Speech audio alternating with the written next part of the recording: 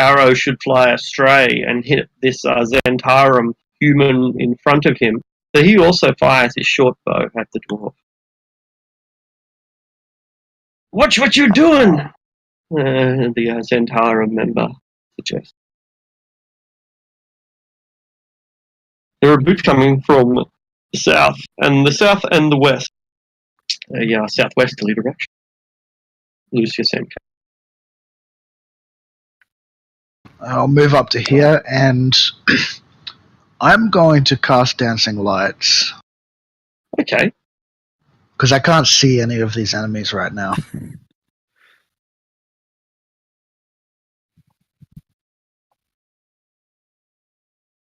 I don't think I can drag them on. Can you drag 4 of the Dancing Lights tokens on?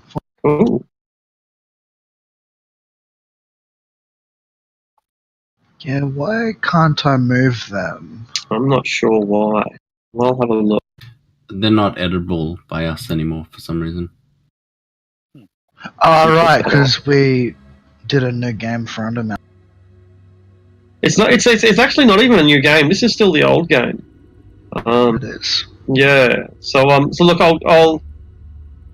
Why did I take the ability away? I think it's because you were using it as a light source for one of the rooms. All right. Look, I'll give you control of it for now, Lucius. And we'll see how that goes. I'll delete these ones. I can use them now. Oh, okay. Yep. All right.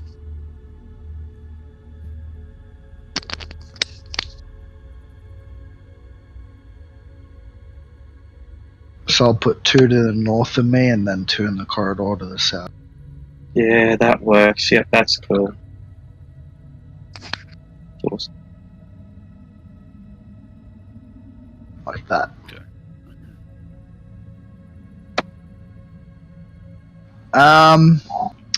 And then can I after doing that, can I sheath the dagger that has light cast on it? Yeah, sure. Yeah, and then I'm gonna press my back up against the wall so that if anyone runs into the room, they won't see me first. Okay. All right. So you're not making a hide check. You don't have the actions left, but nonetheless, you're pressing up, and hopefully you'll. Yeah, it's not quite hiding. It's more. I probably can't actually hide in here. It's more diverting attention to the people directly in front of them. You might want to move a square to the right then, just due to the angle. Then, basically that sort of angle means someone could possibly see you, but they wouldn't be able to where you are now. All right, Tilly, you're in the thick of the action. Mm-hmm. Right where I want to be. Excellent. I will start my turn by swinging at the goblin in front of me. Okay. With advantage. Pack tactics. Yeah. Yep.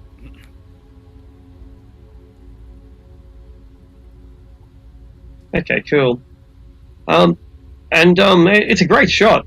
Straight into the goblin in front of you. You would crash down upon his head with that blow, but not enough to kill it. Merely enough to leave it crippled permanently. Okay. I'll send the second attack into it too. Excellent.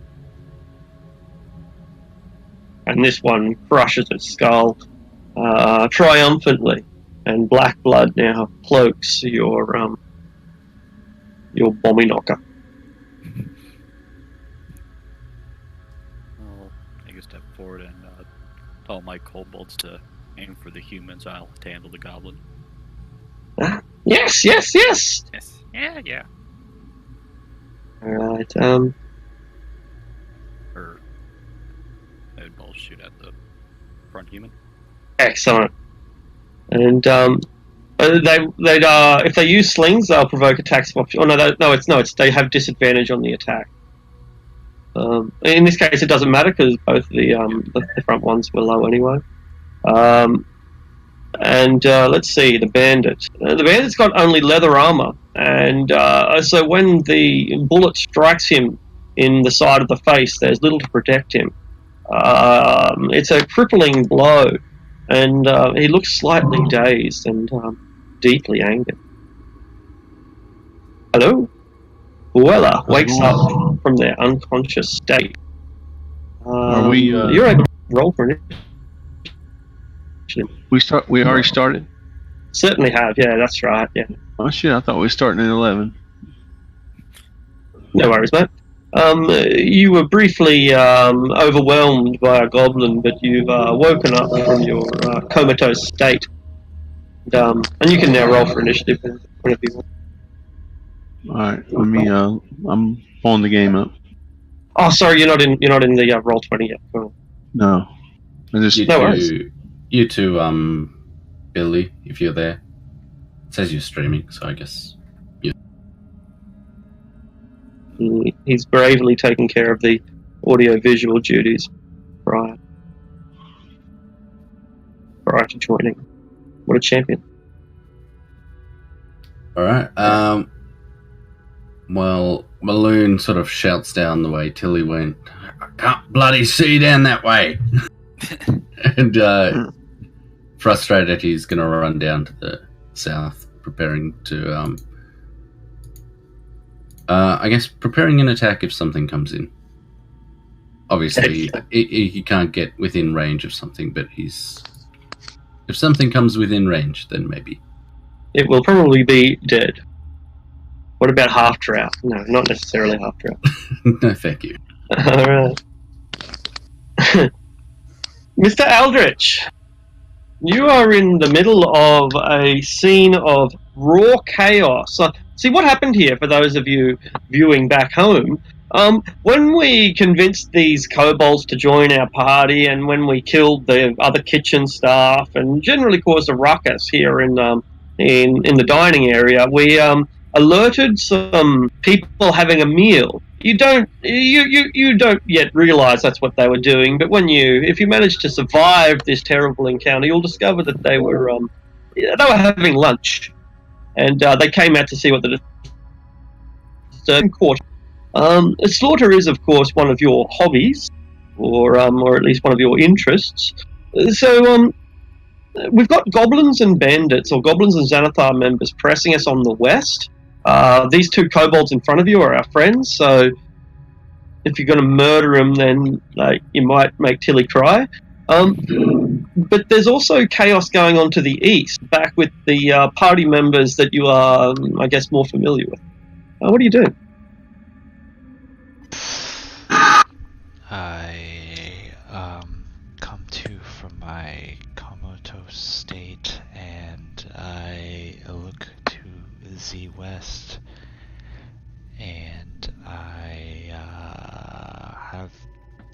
have the goblin been damaged and the bandit's been damaged? The bandit is severely wounded. He's one of the front, but no enemies are. I'm going to cast Toll of the Dead on the bandit. No. And that 2 damage will also hit the one right next to him. That's cool. And the poor goblin beside him.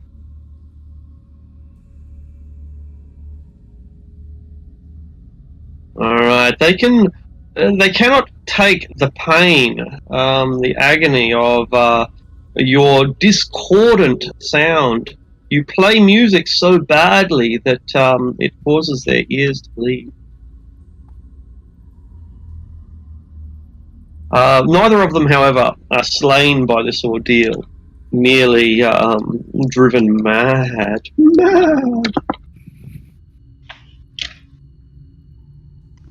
And I'll move to this corner, and that's the end of my turn. Excellent. This dying bandit flails around wild, stepping forward into the breach, knowing that his death is upon him. For the Xanathar, he declares nobly, like some patriot, loyal unto the end, ignorant of the fact that the Xanathar is dead. This attack is on the dwarf. 15 is probably not going to do it. Nope. Into the breach they come, these bandits, and they swarm around Tilly, or if they cannot kill a dwarf, they will at least bring down a kobold, or surely a kobold will be easy prey for experienced thugs such as these. Jeez, another crit. Oh no! Oh no! Kobold for dinner tonight, they say as they carve into you. Now I'm down. You are down. They kick you and spit on you and stab you, and as the blood drips from their blades, they look at the dwarf. You're next. Just 21 AC did nothing there. Yeah, that is unfortunate. Comes the noise of approaching forces from the southwest. Well, one steps into the breach. No one has any held actions though, right? Both me and Maloon have held attacks. Excellent. Can you see that one yet? Not quite. No. But when he takes one more step, you will have an attack, but he has cover against you. That one there he can see because that guy's standing in my dancing lights. It's a matter of his angle. Ah, That one, yeah. Regardless, I was preparing a attack, not like a spell or anything, so I can't reach him. A hand-to-hand? Right, okay. So, in that case, 1, 2, 3, 4, 5, and 6. Can he see anyone? Let's see. Guess he'd be able to see Zevram, but Zevram would have a lot of cover against that. You're not hiding, are you?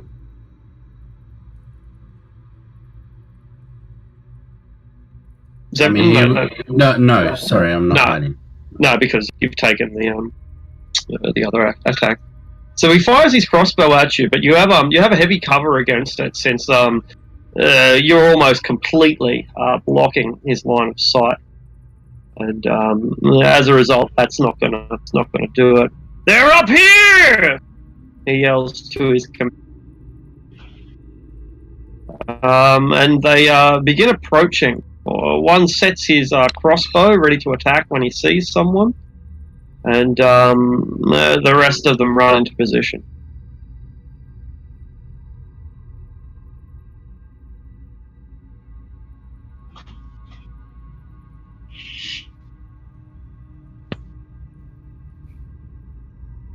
All right. Anvil, you're in the middle of things now. You've seen Tilly, the brave kobold who brought down, who launched the assault that brought down the Xanathar, fall now. Her life snuffed out of her forever. Get off her, you buggers! And then I'm gonna try and swing at the dude below me, because he's like the most injured one, I believe. This one right in front. Oh no, you're right. You're right. No, you're right. No, you're absolutely right. It's this one. Yeah, he's all. Please don't suck. No, that'll do it. Yeah. Okay. Crunch. How does this one meet his end? It's a hammer. Can I kneecap him? Absolutely. Beautiful. And he is driven into such agony and pain that he's writhing around on the ground, completely helpless, all dying from his agony. Would I be able to now like get into like Tilly's space and like try and like cover her? Unconscious? No. Okay. That's fine. I guess I'll just flower at the dude in front of me then. No problem. You. Does the 15 hit? Yeah, the problem with it does. The problem with Unspersion then cast like healing word. There's nowhere to put them. You know what I mean? Like yeah, no, that's fine. I was just saying more flavor, I guess, of trying to like cover her. Yeah, absolutely. I fully understand. And so you crash down upon this guy and split his skull open, and at that point you are able to step into the breach and provide a defensive wall. Lovely. That is exactly what I will do. Excellent. And I'll spit at this goblin because I am also an innate racist towards him. Dwarf spit is precious.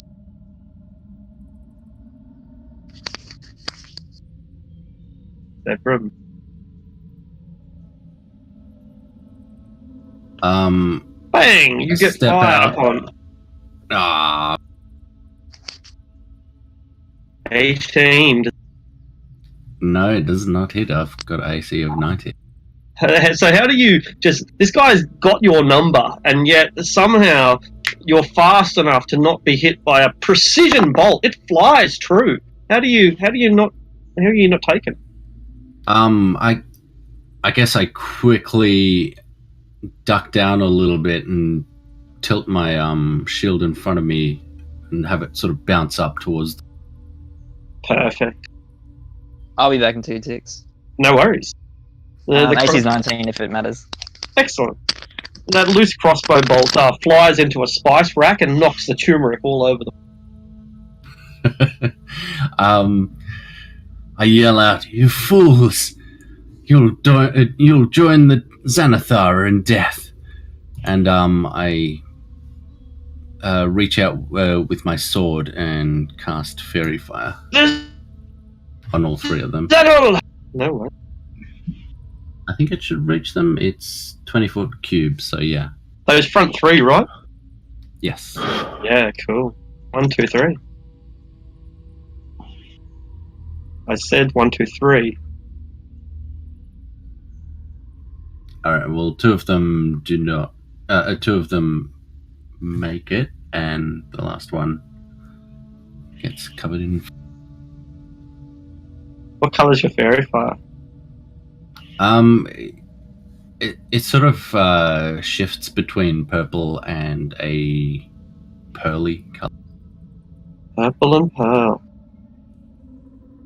And then I will use the remainder of my movement to step back. Alright. Well, you're up here, and you were briefly knocked senseless by a goblin that overran you. Arise and standing on your feet, you find yourself. There are kobolds with their backs to you, but you're pretty sure that those kobolds are your allies. Tilly, the kobold who is definitely your ally, has collapsed, bleeding and dying from several wounds, likely inflicted by this goblin and the Xanathar Guild bandits that aid him. You can also, however, hear combat going on to the east and to the south at a greater distance. Alright, Beulah will step up here and she will take an attack on this bandit here. Excellent.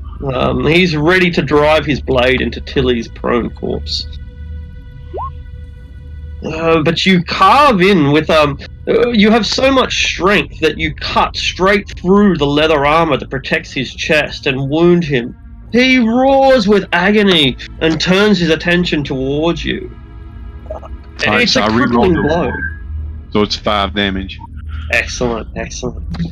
But he's still alive, and so he looks at you with anger and spite. And is that the end of your go? No, I will swing again. Okay. Same one. This time is a much more effective and lethal strike. How does this Xanathar member meet his end? So she swings at him the first time, and like you said, it makes a little contact, and she twirls it back around her head and up and over, and brings it down on top of his head, and makes a vicious blow straight down his face. It's the sort of attack that is so effective as to cause trauma in those who witness it.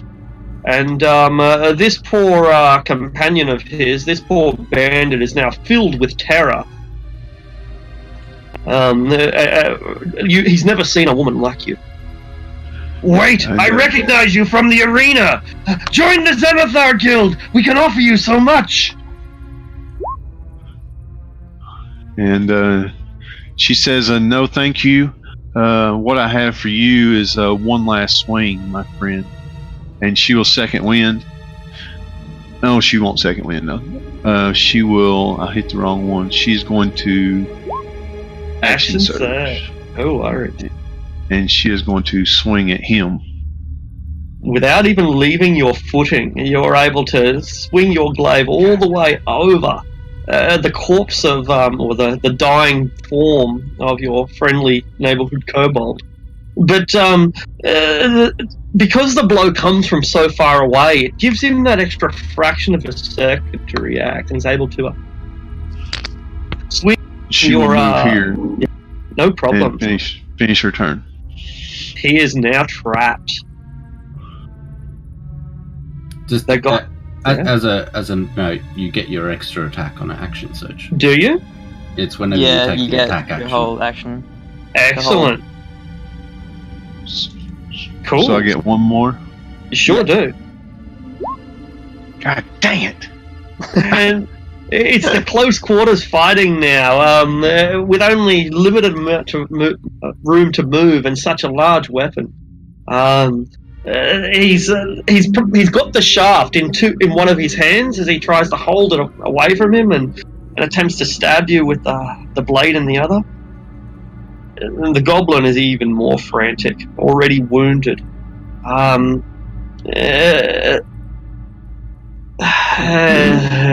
cunning enough to exploit this situation out of fear into the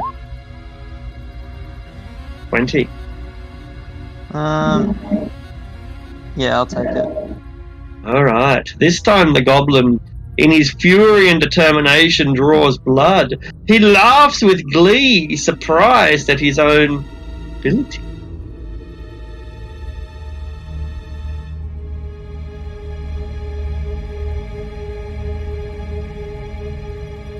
Alright. I think that's all the goblins. I will step out to here. And... oh fuck it, I'm gonna fireball all of these guys down here. Really? Why mess around, hey? Alright, do you want to use one of those dancing lights and all and then give it an aura? It's a 20-foot radius, isn't it? Yep. Is that all 20 foot is? Wait, no, that's not. That's a 10-foot radius, isn't it? Yeah, that, Boom. Because that'll get the ones that you don't see. That's better. Wait, there's more than just the 4 I can see? Yes. I want the fire as far away from me, so that guy there would be on the outskirts. No problems. I'm not sure that it's going to matter against these 4 simple bandits, but let's give it a dexterity save go anyway. 1, 2, 3, 4, 5, 6.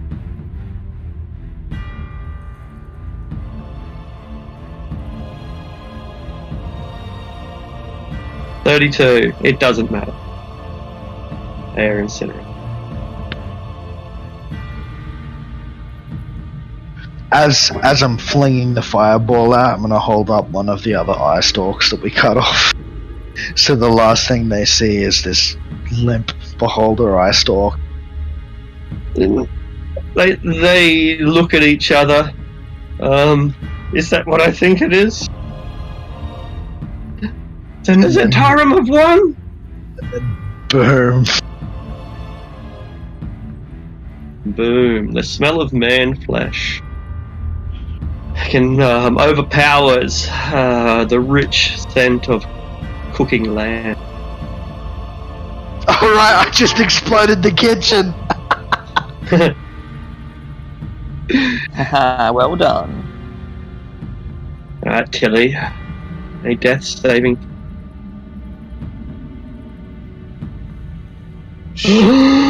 Oh no. Your kobolds are terrified as they see their princess dying in front of their eyes. Tilly, who is your god? Do you have a god? You're a paladin, aren't you? It's Bahamut, I'm pretty sure. Yep, sorry, I was muted. Oh, Bahamut, yeah. Excellent. So, as your soul begins to drift away from this world, and as you find yourself before the god of death, Kelemvor, he's looking over a script of your life. It seems that you have served your god quite loyally and faithfully, and yet you have not always been as compassionate nor as fair. Sometimes it seems you have confused wrath with justice, vengeance with law. How do you plead to these charges? I only want to show everyone the right path in life. That's all I've ever wanted. I want to truly help my people rise from the filth they're living. He sighs, and he pulls out a pen, a quill, dips it in red ink. I am afraid you are too. And at that point, it's the kobolds go. What do they do? They would seek vengeance against their princess.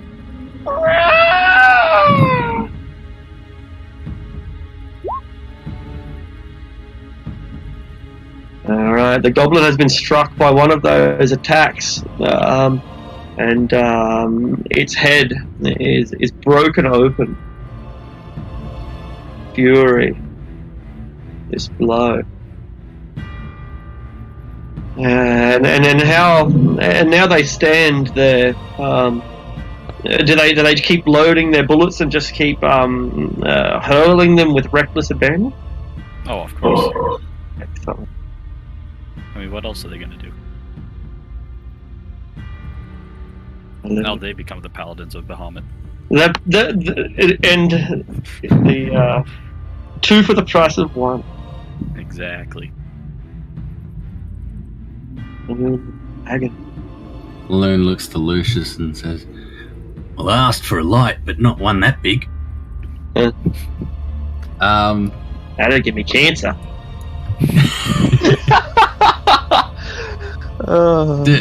Can he hear any further footsteps coming from the south? Yeah, as for the south, no, just the smell of burning man. Okay. I look to Lucius again and say, "I'm gonna need some of those dancing lights, mate." He's gonna go that way and dash to. Well, no, he's gonna go there and dodge. He can't see still, so You he see wouldn't that run into darkness. that kobold that brought down the Xanathar? Is she dead? Is she dead, Payne Eldritch Gale? I'm gonna move here.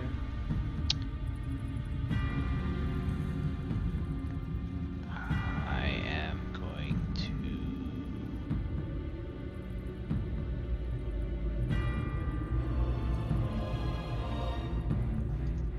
I can only see one enemy there, right? That's right. I will cast Toll the.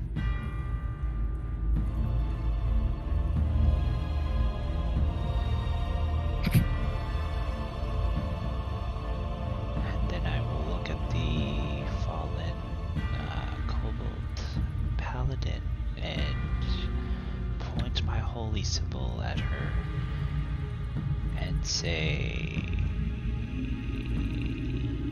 "Feel the whip of Leviatar." And there, as your soul is in front of Kelemvor, preparing for its journey onto the just and truly beautiful plains of the Dragon Lord, you get, you feel this painful sensation as your soul is racked by the agony of Leviathar's whips, a deity of law but of evil, of pain, of inflicting pain upon others. And it seems that Leviathar has need for you. It is trying to revive you, Tilly. Of course, your ideals are with Bahamut, but will you accept this gift from a black goddess? Oh, it's clearly Bahamut. Quite clearly. The Dragon King is wise, after all, and if he uses strange vessels, who are we to question his mysteries? Exactly. Life flows through you. I could.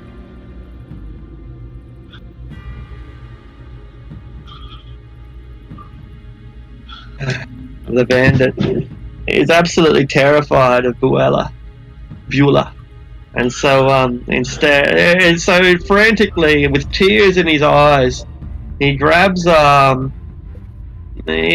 his with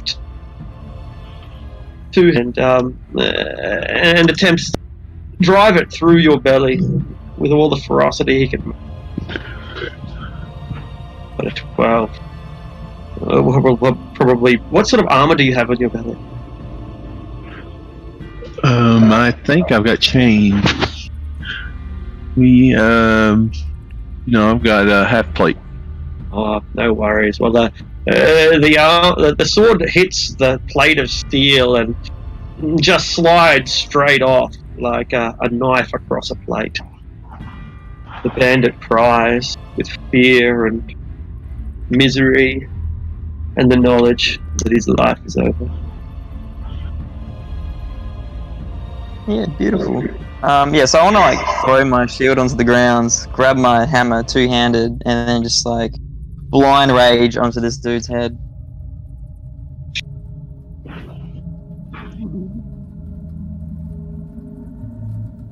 Ooh. So I don't think I've got it, so I can set it up. So I'll just roll a d10. No worry. And add your strength modifier. And then my strength mod is 3, so 8. You're beating him down, and you beat him down onto the ground until he's just got his arms trying to cover. He's trying to cover himself from the worst of the head blows, taking the smashings on the forearms, and you feel his bones break beneath your pummeling. He's losing all spirit to live. And one final strike. There you go. Nice. All Do I right. even need to roll? You don't, but you do need to tell us how his final moment. So yeah, as he's trying to shield with his arms, I bring it down the first one, and then I kind of kick him a bit, so he's his arms go away from his head, and then I bring down two hands over my head and just arc straight, and pretty much cave his head into his chest.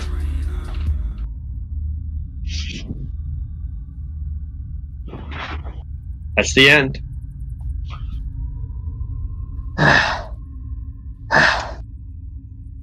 Tilly, are you okay? Oh yeah. And then I'm that's me. fine. I was just laying on the ground for a bit. What the fuck's going on? I still can't fucking see. What do you mean? It's so bright down here. How can you not see?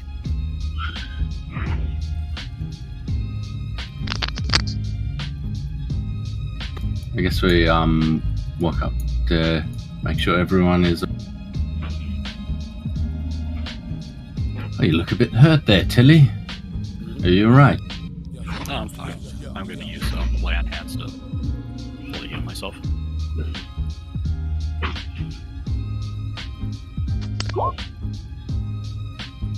Are these stairs leading up? Let's have a look.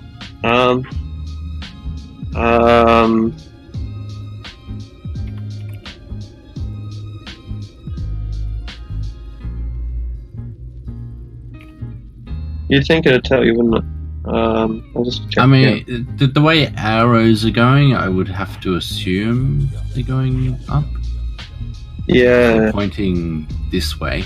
Yeah, it looks like up to me. Yeah, and I'm pretty sure that this is, I mean, you're already down in the guts of the Yeah. lair anyway. Down a level, Mm. right? Yeah, you went down 2 levels technically. As you might expect, the crypt is pretty deep within the heart of the lair. I'm not sure it's a good idea for us to remain. I agree. Let's move on. I'll extend like a hand out to Tilly to help her up. I meant in the lair, we've technically accomplished our goal for now. We don't know how many more of these people are. Maybe we should head back up and report to the city. The city? Which city is that? I love cities. The city of Waterdeep. We're right underneath it. Really? Oh, that must be a long way from home.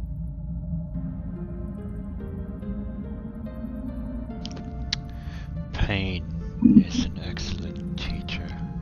I say we keep pressing on. I agree with the scary man. That's dark.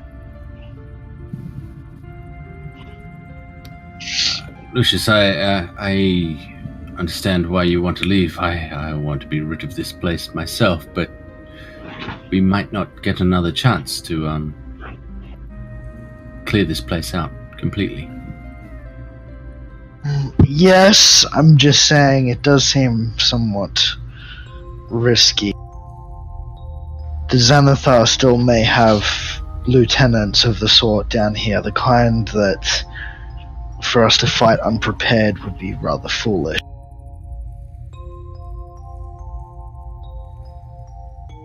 Did we end up sending up Amara or not? Yeah, she went up, but that was before we killed the Xanathar. Oh, right, of course, yeah. Well, why don't we at least try to find something else down here and find Twinbeard, and then once we find him, we can leave.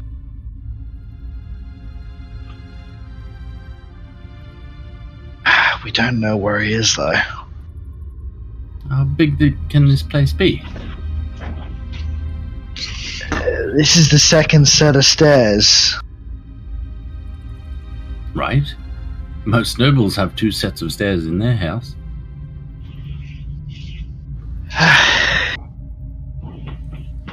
Don't tell me you've never seen 2 sets of stairs in yours. Lucius just face palms.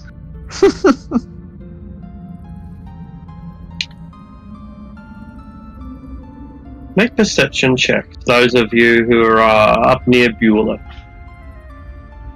Okay.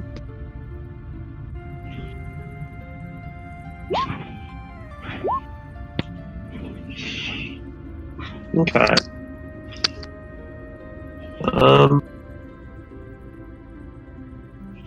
So the room that these guys busted out of is this room has a couple of tables in it, and the smell of food. You can see some barrels of ales with spigots in them, mugs that are still sitting on the tables. You haven't got a good look from where you're standing, but you can nonetheless still see a few things. And in the background, in the distance, you can hear someone whistling a merry tune.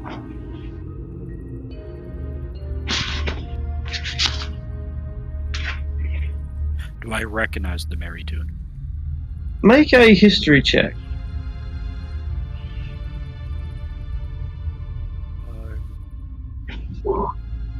Beulah moved that way.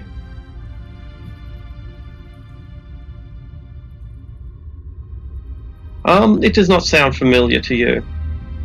It was in the opposite direction. It was down. They came down from. So we've not opened that door yet, right? It was opened by the bandits. They ran out to ambush you. All right, Beulah will step in. So yeah, this room has several barrels, spigots, so that you can pour yourself a beer. Hot plates of food that are sitting on the table look like they've been fairly recently cooked. It looks like you've disturbed their meal. By the time you come in here and started looking around, you notice that there is like ethereal somewhere near the middle of the room, around about here, and it looks straight at the group of you who blunder in.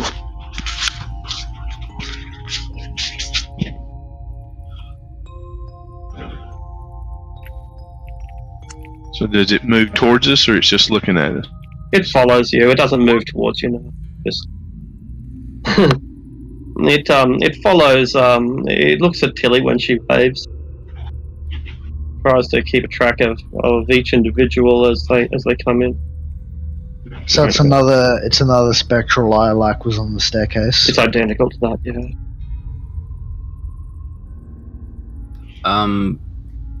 I might send up my. I'll with a swish of my cloak. I'll send out a swarm of dragonflies to go and take care of it, just to, I guess, sting it to death, or blind it otherwise. Sure.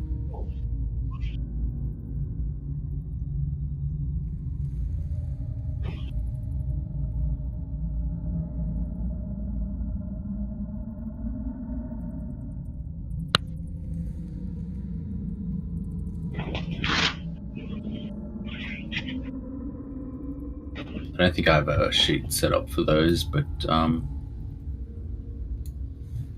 we can. I'm not sure they can be destroyed anyway. Fair enough. Yeah. Yeah. So they'll just swarm around it for on their last. I think it's the same as like summon animals or whatever, or Yeah. create animals. So it lasts for I think an hour. Or more. Okay. They're blocking its vision.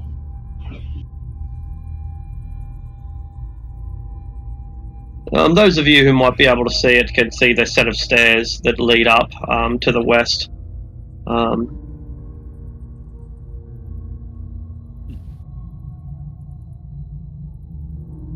What do you think? Should we clear the rest of this level and then head up, or shall we have a gander up top?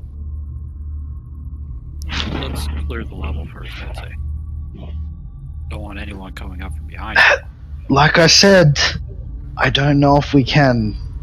I haven't got many hard-hitting spells left in me. I don't know about the rest of you, but... Where's your sense of adventure? We've gotten quite a number of allies since we've been down here. I'm sure they'll look after you, Lucian. And look, I'll have you know, I have a sense of adventure. It's just overweighed by my sense of preservation. Yeah. Beulah, open the door.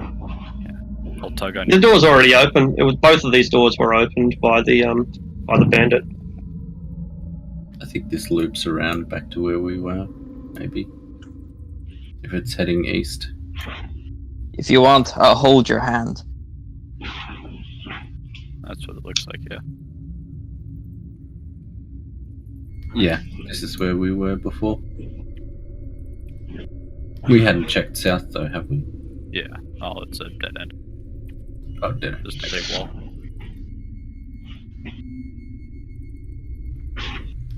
Well then, I guess our choice is which staircase to go up. The other one looked like it had a trapdoor at the top of it. Mm-hmm. I'd rather not poke my head through a trapdoor though. Why don't we go west? It's probably for the best. Okay, line yourselves up in the formation that you'd like, and I'll then cut and paste you back onto the map like I did last.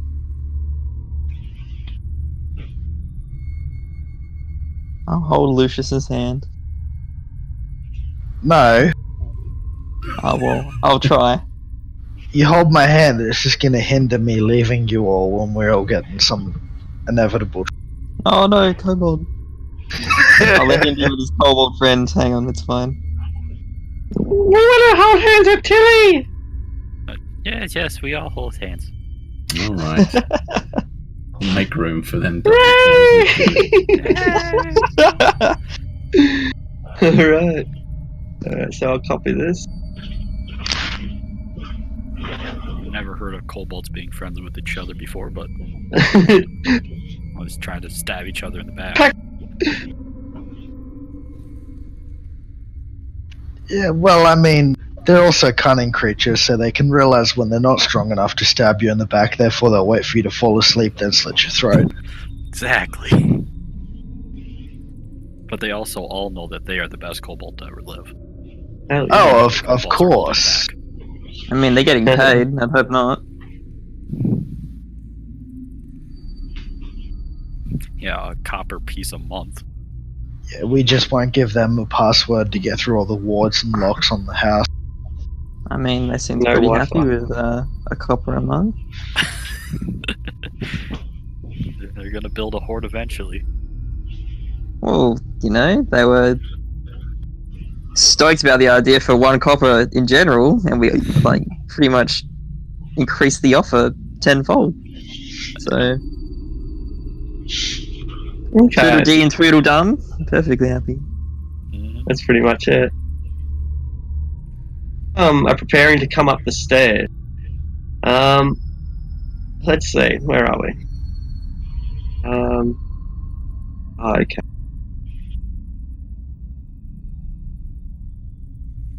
Jumping around a lot. Here we are.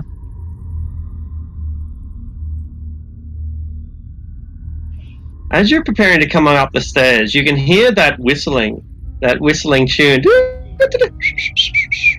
It's a merry little tune, and someone is skipping down the hall. Are you approaching with stealth, or are you since we have a big group up, so it might be difficult, or are you just sort of like running up there, axes drawn? What's going to be your approach? When Beulah was trying to be stealthy, so she stepped out thinking that she's stealthy. No worries. So you can make a stealth roll. I guess everyone else. did. If you're all part of this plan, make your roll. Oh, I thought you made that ages ago, actually. Yeah, well, I did roll it down on the other side, so I'll roll another one just in case. No worries. It's like the fucking Scooby Gang. Like, they're never quiet. They try to be, but they're never quiet. Doing so well so far. I mean, Oh, it's going to sorry. be the same as usual. We're all going to be creeping along, and there's going to be them 2 people going clank, clank, clank. As Well, long I as, mean, as long as 2/3 do well, I sort of that's the kind of ratio that I use. So like I tend to cancel out the best one with the worst one, and then the next best with the next worst, that sort of thing, and end up with something See, around the like, middle. yeah. Sort of, yeah. Something roughly like that. So using your expertise and your skills, you do what you can to prevent the Forge Master from giving your position away. And yeah, you hear this merry little tune of someone down the corridor. It appears to be a jester. He's coming your way. He's juggling. Yeah, that's right. He's juggling and he's dancing, and he's got his motley garb, green and gold and red, and you can hear the bells ringing. He's about 2'10", 3'2", something. It's even worse than the jester. It's a gnome jester. Is it a gnome? It is a gnome. Me and the other kobolds are gonna go crazy. Oh, God.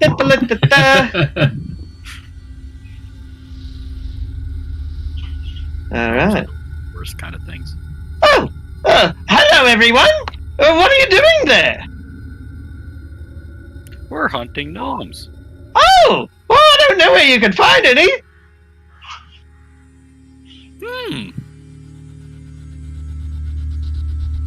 Say, would you like to play a game?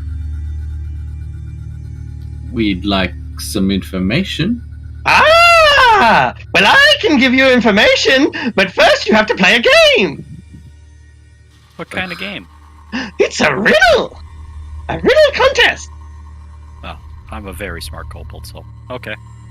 All right, everyone, listen in carefully. It's a riddle, okay? I come with a smile. In slaughter, I rest. I can be contagious, but my medicine is best. What am I?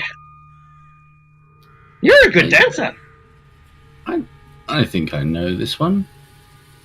Do you know it? I mean, of course I know it, but I'll let you answer. It's clearly laughter. Very good. The corridor that you're standing in, lifelike. There are 4 humans, 3 goblins, 2 drow, a dwarf, a halfling, a tiefling, and they are all in different poses. Some of them are cowering, others are trying to fight, some are fleeing. But whoever carved these statues really managed to capture a lot of emotion and detail in their sculptures. Do these stones look similar to, I don't know, say Sanj right now? Yeah. Yeah, probably the same craftsman. Well, I think we all know what happens here. Wait. We need him for the moment. We could be traipsing around this place forever unless we find out where Twinbeard is. I don't know. Doesn't seem very trustworthy. Well, we answered your riddle. How about you answer our question? Answer your question, I shall. We are looking for Twinbeard. Do you know where he is? Yes, I do. Can you show us? Yes, I can. Then show us. Okay, why didn't you ask? And he starts skipping down the corridor. I'm like curling my fist and just squeezing the blood out of it. Like, oh, goddamn gnomes. Goddamn gnomes.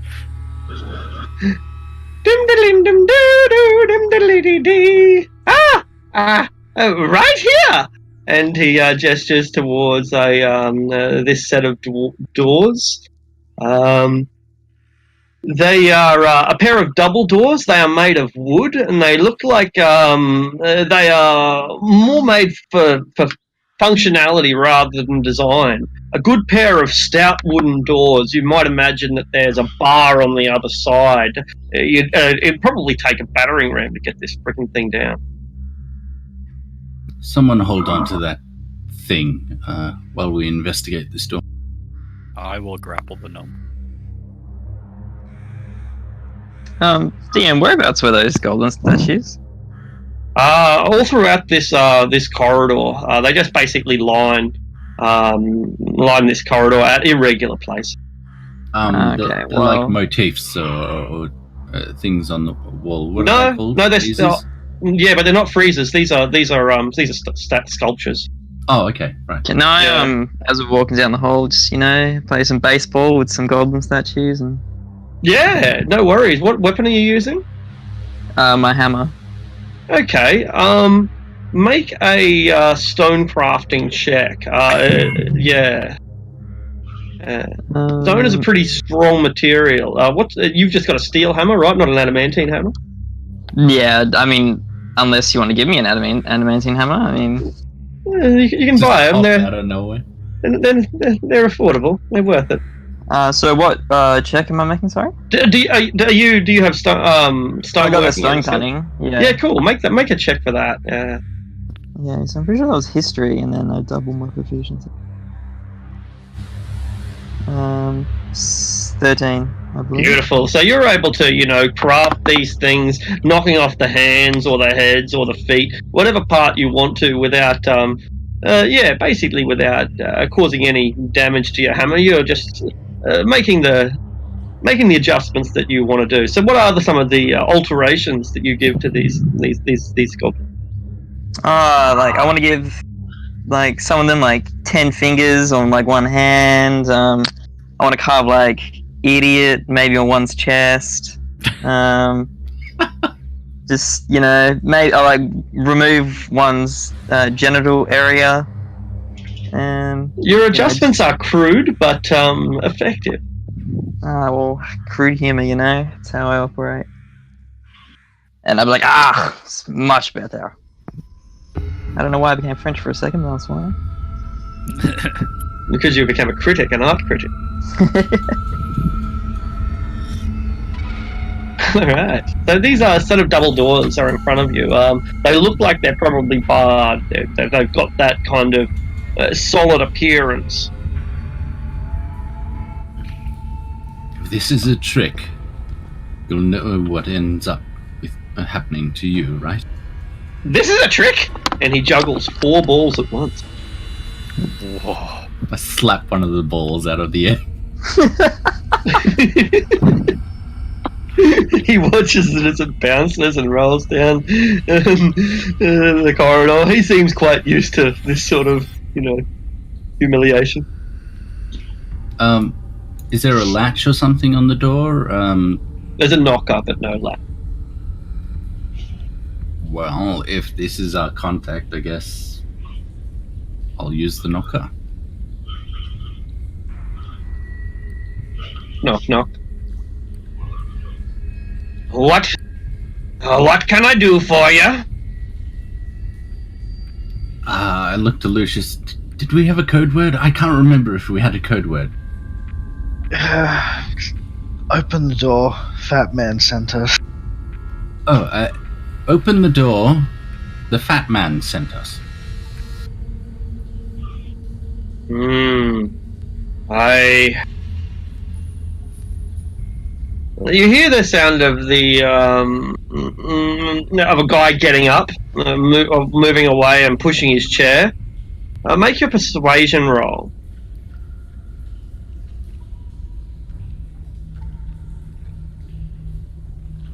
And then you hear the sound of a wooden plank being lifted off the bar and tossed to the ground.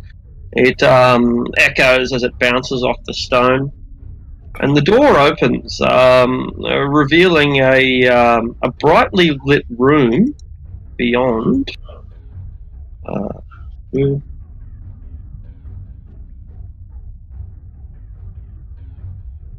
door opens, revealing a brightly lit room beyond.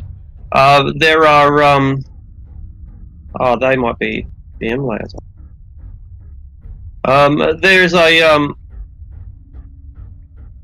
There's a dwarf here. The dwarf, a shield dwarf, a white-skinned dwarf that looked like he would be at home and above in Waterdeep. He has an orange beard, and there are tools all over the floor and all over the tables here. Mason's tools, smith's tools, tinker's tools. A bunch of contraptions that don't look like they're quite finished. But also a cot, a kind of a large bed down in the bottom right-hand corner that has a big barrel of ale sitting next to it. In addition to the work tools, the contraptions, and the dwarf, there is a gazer. And that gazer, which is almost pure white, like an albino gazer it appears to be, is studying the whole party with its central eye and 4 eye stalks quite frantically. What can I do for you? Asks the dwarf apprehensively with his work hammer in his hand. Well, like I said, the fat man sent us. We are your contacts. Let's just make this really quick, all right? And I'll hold up one of the beholder eye stalks. The gazer looks at the eye stalk, then looks at you. It seems to, get anxious.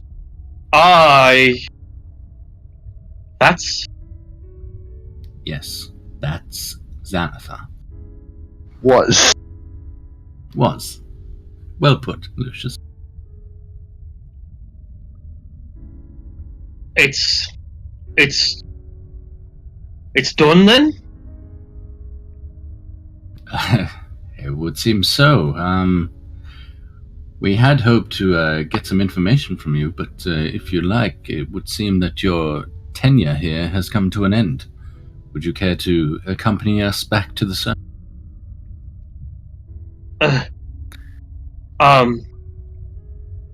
If this is some kind of trick, I'm loyal to the Xanathar. You can't fool me like this. Is that thing yours? And I point to the gate. It watches me. It's me work partner. Keeps an eye on me, and he puts his finger to his throat and rubs it across the throat. Lucius, if you wouldn't mind. The albino gazer looks at you, Lucius. It blinks its eyes, and it looks at the eye stalk. And it seems really sad. All of its 4 eye stalks seem to sink. And the little gazer just lowers itself onto the ground and sits there, looking all quite upset. This one's a bit odd. Why do you give the worst things morals? I'm gonna blast it with Sacred Flame.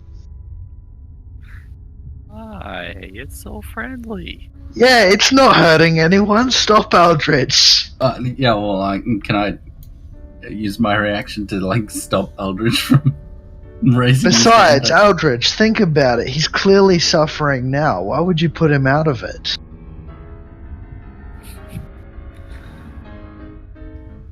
But he uses his own logic to argue with him. Look, I think it's a disgusting little creature, but I guess it's of no harm to anyone at the moment. We've dealt with them in the past. It's not exactly hard to kill them. That's what I mean. This one isn't attacking us, which is just odd. Maybe it's because of this, and I'll hold up the eye stalk again. It looks at the eye stalk again. Well, it looks back at the ground. It looks at the eye stalk. It looks back at the ground. It seems to sigh. Its little pulsating albino body just rests on the ground and just seems to give up. It deflates like a ball that's losing its air. Oh, very well then. I won't harm it, and I'll look to the. I feel bad for her. Well, look, we haven't really got time to discuss the finer details of, gazer emotions. Deal with it. Take it or kill it. We have to get Twinbeard out of here and back to the surface. We've accomplished what we came for the most part. Nihilor and Nal got away, but we came and did what we were intended to. I do wonder if we can take these things from the lair now that the Xanathar's gone. These things? I'll kind of motion over to the gazer. There's got to be more of them around here, right? Why would you want to collect them? They'd be useful, all right? Well, then collect it. I put it in a bag or something. Thorvin. All right. Has anyone got a burlap sack or something? Some kind of bag? Are there any in the? Yeah, sure. Yeah, there's plenty in here, like leather straps and there's he has all sorts of contraptions in here. The central contraption appears to be like a leaf mulcher, but on a massive scale. What, like a wood chipper or something? Something Yeah. you would put something through. Okay. Yeah, it's a stone grinder, he says. I see. Is it something you want to take with you? Oh, I did want to find out if it works. Do you have any stone? Something big. We got a gazer over there. No. Something made of stone. It needs to be. Like that one. He points to the goblin that had his balls knocked off. Bring it over here. I'll pick it up and carry it above my head. All right, now let's see if this thing works, shall we? Okay. And he switches it on, and it starts vibrating really loudly. And put it in there. I call it the pulverizer. I'll give him a nice chuck. It grinds up the goblin and turns it into like this, well, calcium chalk. Aye, perfect. The Xanathar had me build it. He planned to use it for a construction material. What do you think? Well, I mean, you're taking good stone and making it not good stone.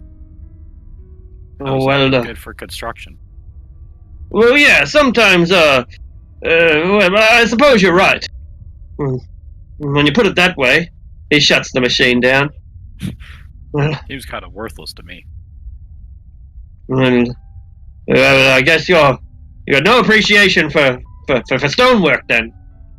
Grumbles, but he knows you're right. Taking a statue and turning it into raw powder, it's like, well, that's not. I guess that's kind of a.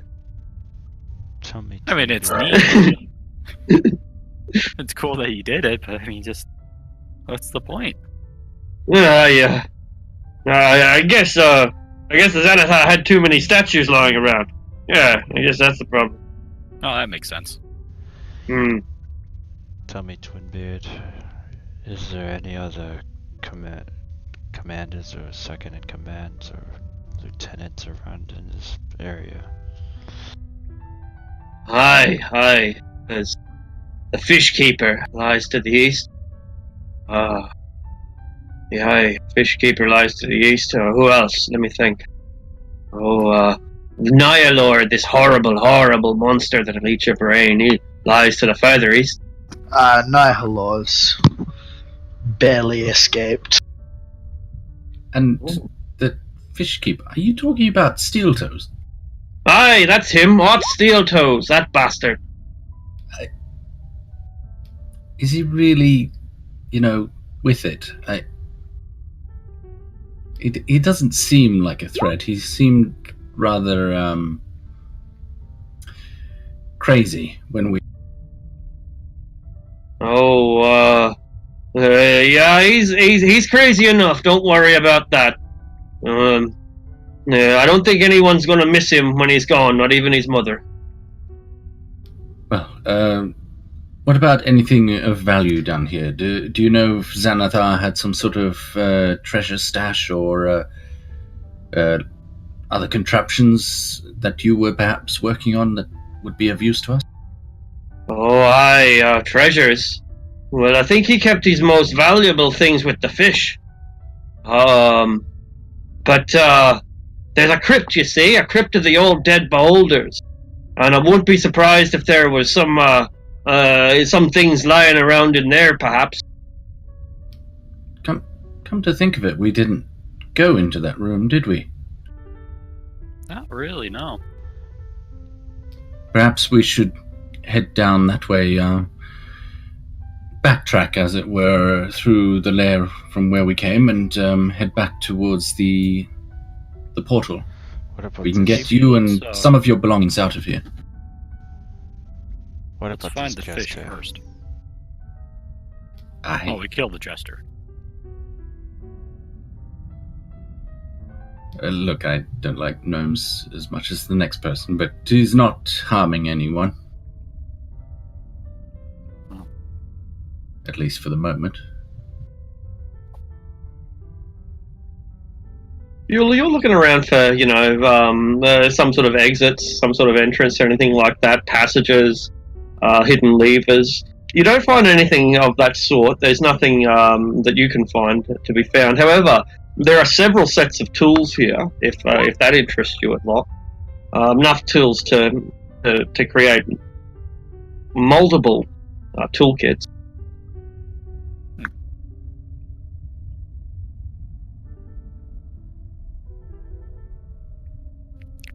Why do you have so many tools, Mr. I'm the engineer. I'm the chief engineer around this place. It's my job to make sure that this place maintains its structural integrity. And it's not easy to build a dungeon underneath the ground like this and make sure that it doesn't collapse on itself. I'm gonna pick up 2 identical-looking hammers, but why do you have 2 of the same hammer? In case some bastard kobold pinches one. Oh, okay. I'm gonna put it in my pocket. Like that.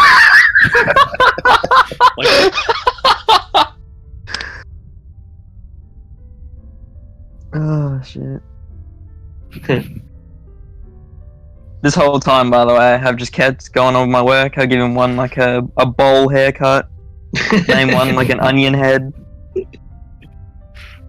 Just going to town. You're getting better. Like your craft is already improving. And then I'll like look at like Turtle D, and I'll be like, and I'll try and put his like his face carve it into like one of the other statues. Beulah searched the room for secret doors too. Yeah, I think I might have explained that you didn't find any, but you did find a bunch of tools. Okay. Yeah. While they're doing that, I'm going to try and coax the gazer into the bag.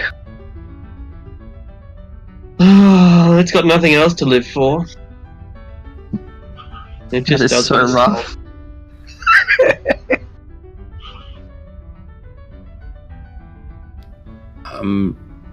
Thorvin, contact of the Harpers back at our manor. Her name is Amara. I'm sure she'd like to speak to you about all the things you got up to down here and pass whatever information you have onto the Fat Man. I think I know most of the Harpers in Waterdeep, and I've never heard of this Amara. Well, to be fair, you've been down here quite some time, haven't you? Oh, well, I suppose so. It would probably surprise you that we found Neverember's stolen gold and returned it to the city. Oh, and the Stone of Galore? Unfortunately, Manchun has that now.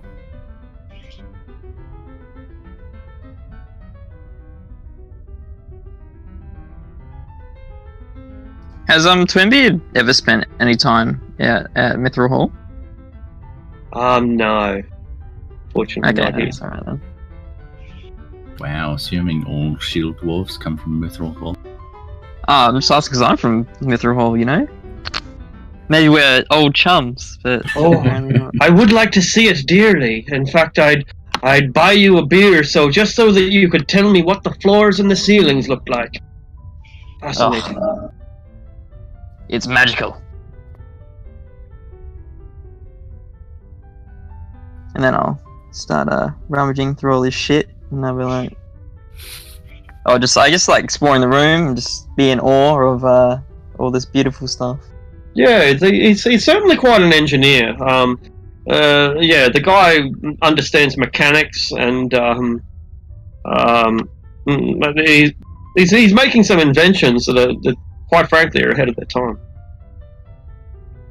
Do you mind if I take a mason's tools? Better that you grab them than we leave them here for the bastards that are left here. Alright, if that's the case, I'm going to take a set of Smith's tools and a set of Tinker's tools as well. Hey, help yourselves. They're stolen anyway, he shrugs. Everything looks a bit too greasy in here for me to touch, so no thanks. Eldridge, you and Maloon are up beside a door. This door has a carving of a minotaur on it, and that minotaur is buff as, right? And he's giving, I don't know what pose it is, but it's the pose where you show your biceps, elbow down, fist towards your chest. Legs spread, doing a sort of Atlas pose, I guess. That's it, yeah. Mr. Universe. Yeah. And so there's this muscular minotaur carved into the door, right where Aldrich is. Jester, what's in the store? Oh, that's Nuska Urgray's room. He's one of the local commanders of the Xanathars Guild. Open it. He's in charge of slavery. Well, fellas, I think we have a job to do. Oh? What's that? Nuska! Knock, knock, knock! We've got visitors! Nuska! Malone and Aldrich, please stand aside. And Lucius just going to point his finger towards the door, waiting for it to open. But there's a fucking slaver in there. I'm gonna knock his block off. Okay. I'm going to take my chain and wrap it around the Jester's neck. Oh, God. Oh, this game again! Haven't played this for a while! Jesus Christ. Xanathar's into some kinky shit. I'm gonna start choking him. Do you want me to dance more? Dance less? I'm going to press my foot on his back to tighten the grip. Alright, okay, I think that I'm dying now. Is that necessary, Aldrich? And then I'm going to take my other hand and blast him with Sacred Flame. Oh! Well, then, I suppose that's that. We need to have a chat, Aldrich, after all of this is said and done. Wait a second. It might not be the end of him. I'm not sure. One second. So, Twinbeard, The monster. how long have you been mastering your craft? Oh, well, I was trained as an apprentice down in Daggerford. It's so quite a while.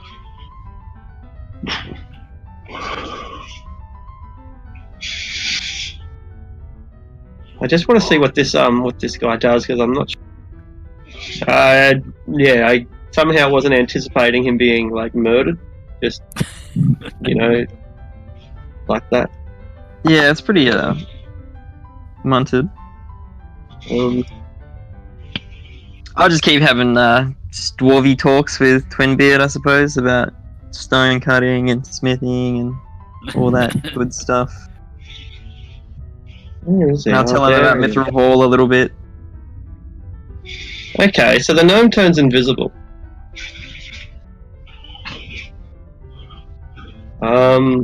Is anyone going to react to that, or what? Well, yeah, I'll sort of huff and puff and say, Aldrich, now he's escaped. I'm gonna quickly try to grab the area where he disappeared.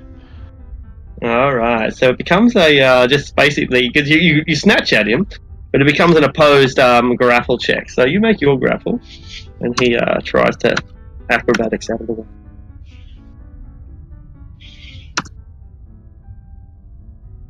Come on, Jester, I believe in you. Yes! Invisible cartwheels and begins running down the hall. Also, we think, hearing his cartwheel. Tuk, tuk, tuk, tuk. That's it, and he spells ding ding ding ding ding ding ding. Come back here, you little gnome. Damn it, Not done with Aldrich. you yet. He was being trustworthy. Then you had to give him a reason not to be. I hate his voice. Right, well, You can't just strangle everybody, you know. we better be after him, otherwise he'll bring the rest of this place down on us. I guess, after our short converse, I'm gonna give chase. Or are we going to get out of here? Well, which is it? Do we give chase? We still need to look at that. Let him go. Xanathar's Okay. Yeah, let's more importantly focus on getting this door open. If there's one of the lieutenants that's in charge of slavery, if he's behind this door, we should take care of him. I sort of click my tongue and... Shit. Alright, fine. Open the door. I'll watch down this path, make sure he doesn't come back with her. I guess. I'll just stand here. The doorway is sort of making it hard, but yeah, I'll stand here sort of looking down the north of this hallway. Hiding, Alright. if I can. No worries. You hear knocking on this door, and then knocking... Oh, I'm on the wrong layer, aren't I? You're knocking on this door, and then knocking coming from a bit further down the corridor. And the jingling of the bells is, accompanying the knocking. I guess I whistle at the kobolds to, shoot or press against the wall or something. Hey, come over here. Come here. They do as they're told. I'll just ring.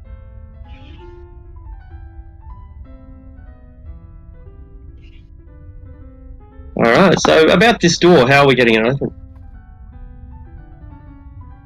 And it's locked. I haven't even tested it.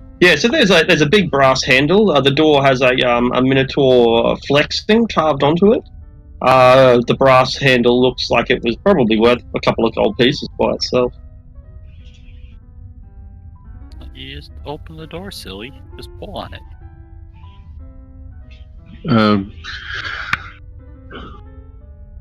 I'll open it. Alright. A crossbow bolt flies into your chest.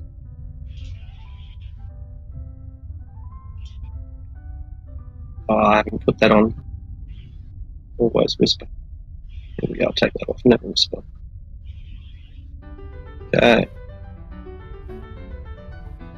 Alright, so it's an accurate strike, but it's only a glancing blow for a single point of damage. And we roll for initiative. Where did the bolt come from? In the room? Sorry, I haven't opened the door yet, have I? It came from the bottom left. The south.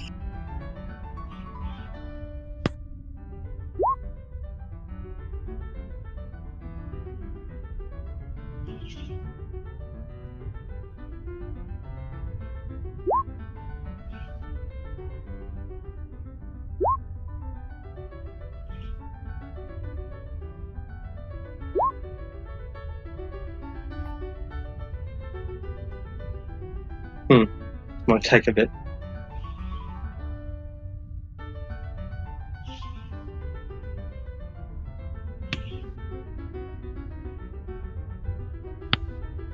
I think the Blackstaff's gonna be pretty surprised when we tell her how this mission went. Yeah, we just killed everyone will be. Yeah, we killed the Xanathar and a couple of his lieutenants. No big deal. And we only lost 2 people. Yeah. I think it'll be like several days or weeks of people just going, I heard the Xanathar's dead. Nah, that can't be. Xanathar? Who's that? Huh. I heard they killed him 100 years ago.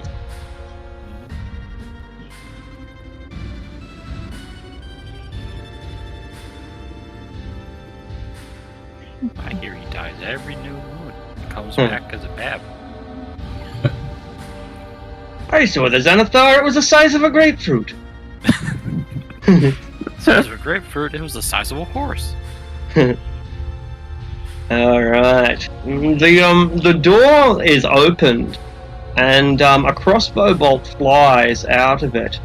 And there comes the clanging of bone against stone, and suddenly this huge skeletal minotaur appears within your vision. It's kind of it's the skeletal is probably actually the wrong word. No, it's not skeletal. It's just shown that way. It's a giant stuffed minotaur. It's a it's a massive buff taxidermied minotaur that, if you're into such things, is probably quite handsome. It's schlong. It's a full 8 inches long. Jesus Christ. It has a massive great axe, which it brings down to bear upon. Who's that at the front beside Maloon? I can't see because of the name. All right, Boiler, a great axe, straight onto you. I will have to put this on. Or never whisper. You have to do it manually every bloody time. Here we go, great axe. There we go. Holy shit. Crunch. A splitting strike from this massive muscular construction that has tight buttocks.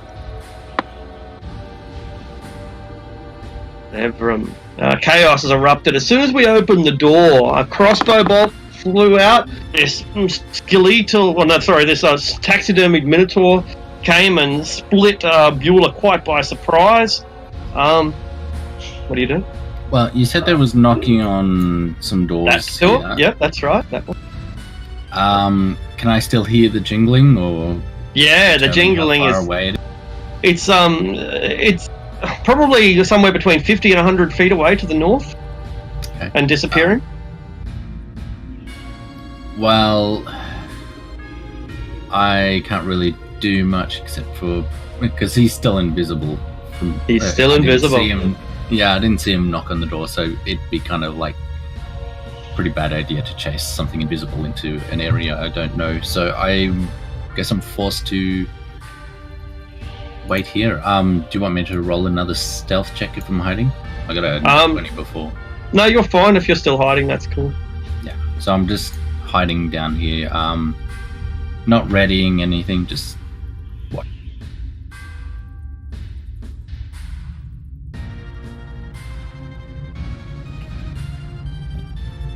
All right.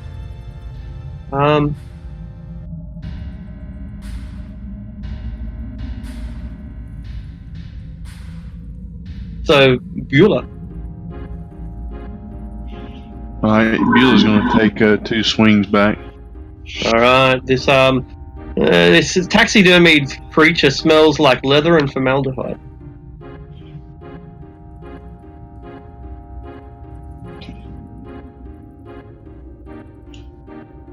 Fucking A, I'm rolling like shit tonight. Unfortunately, its thick natural hide deflects the second of your blows, and the first one, you stab into its belly, but with no blood nor vital organs to penetrate. It's kind of like cutting up a cushion. Okay, that is her turn. Mr. War Dragon. As predictable as he is, he's just going to cut into this thing with his axe. Nice. Wow. This guy's a weapon. He's ridiculous, isn't he? What's the total damage, assuming all those hit? 19, 28, 40. 40, shit. That rips it into ribbons, but the skeletal form is still swinging its axe with full fury, while the grey flesh, hangs in strips, and the embalming fluid pours out of its belly. And he's just going to step 5 feet back, taking the attack. All right, you're still within its threatened range, so you don't provoke an attack opportunity. Oh, okay, right. Large creatures. Let's go. Yep. All right, Aldrich, you are at the rear. You can vaguely see a dwarf with a crossbow. He looks like this.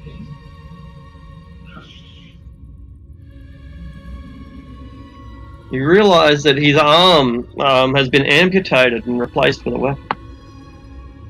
Seems highly impractical. Tell me about it, particularly when your dexterity is 10.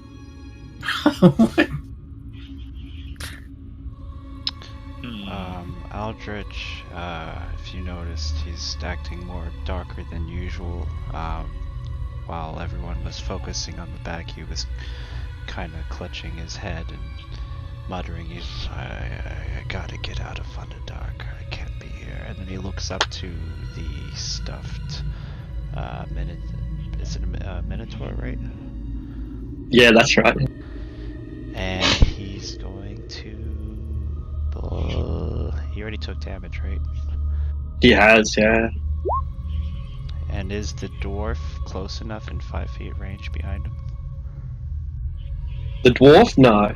No, it's 10 feet away. Okay, then that just hits the stuffed teddy bear. Alright, but tolling the dead is just calling him for dinner. Cowbell is my favourite instrument. And that's the end of my turn. Alright. Lucius.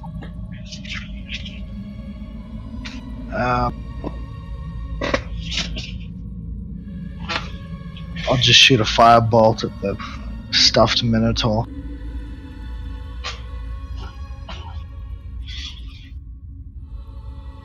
Boom! You burn away at its leathery hide. Ooh, it's a nice strike too. You're reducing it to its where do you strike with the firebolt? 8-inch dong. you knock it slow. No, that's me pride and joy, says the dwarf.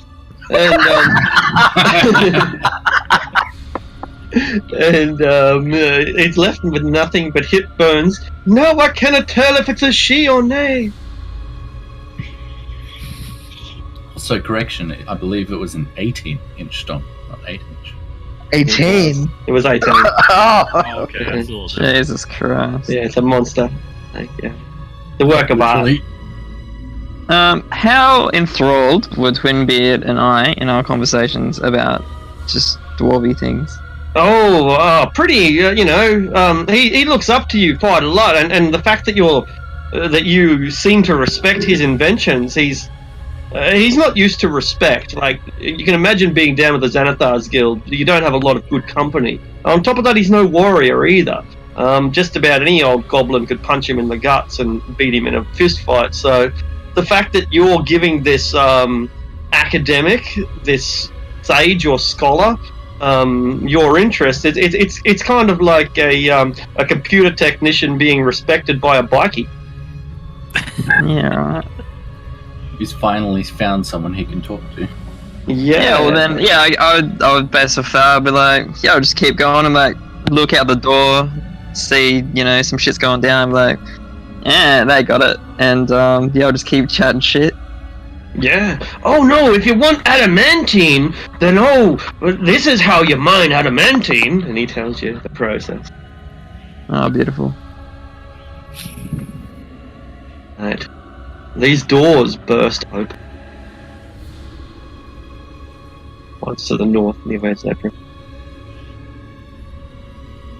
And some Xanathar Guild members rush out and try to assess the situation. What was your hard check was 20, wasn't it? Yeah, 28. Natural 20, or 28. Oh, I'm not even going to bother. They have no idea that you're there, and but they look up and as they sort of funnel out, I'll come out. As they kind of funnel out, completely oblivious to Zevram's position. They look down the corridor and are able to see that there's an invasion going on, and 4 of them have enough movement left that they're able to unleash their crossbow bolt.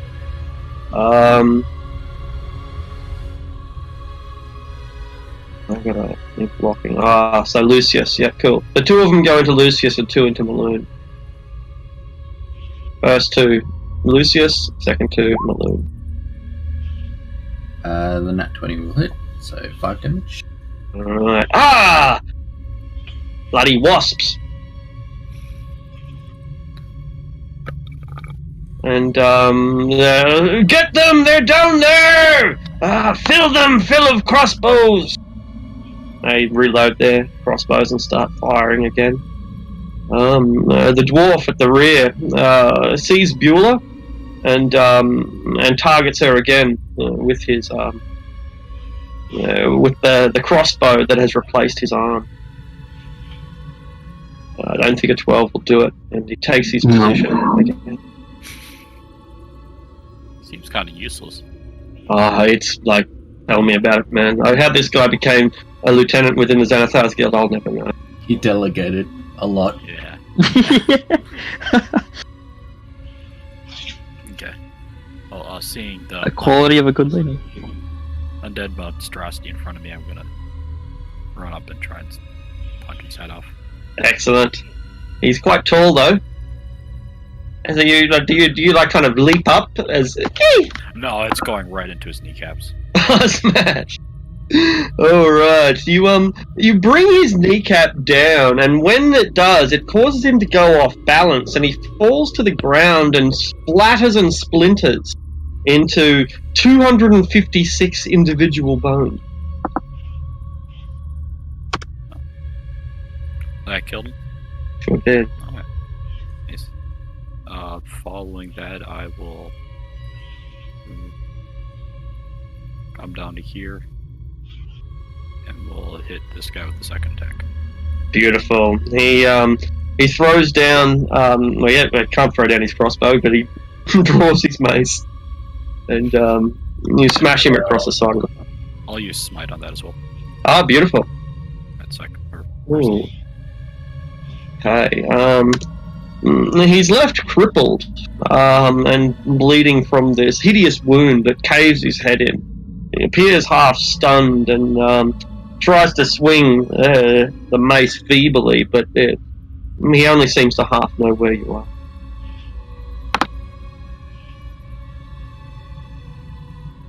Alright.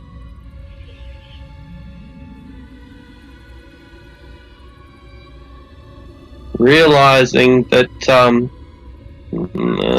everything is going out of control, you can hear the people talking in a confused dwarven language coming from the north, not far away from where Zevram is. And soft slippers rush against the floor, and it sounds like there's some dwarves who are whispering and panicked up to the north, Zevram. Can you speak Dwarven? I cannot know. Right. It's your game. Panicked whispering, like they're trying to rustle people, rouse people, I guess. Make an insight check. Okay.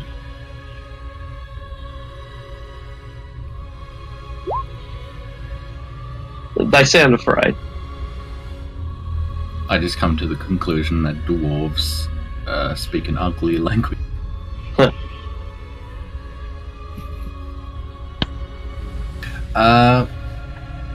Right. They haven't moved up yet, and they haven't noticed me, so I am going to continue to wait. I'll just take the dodge action for now, or re-hide if I have to. Alright. Beulah!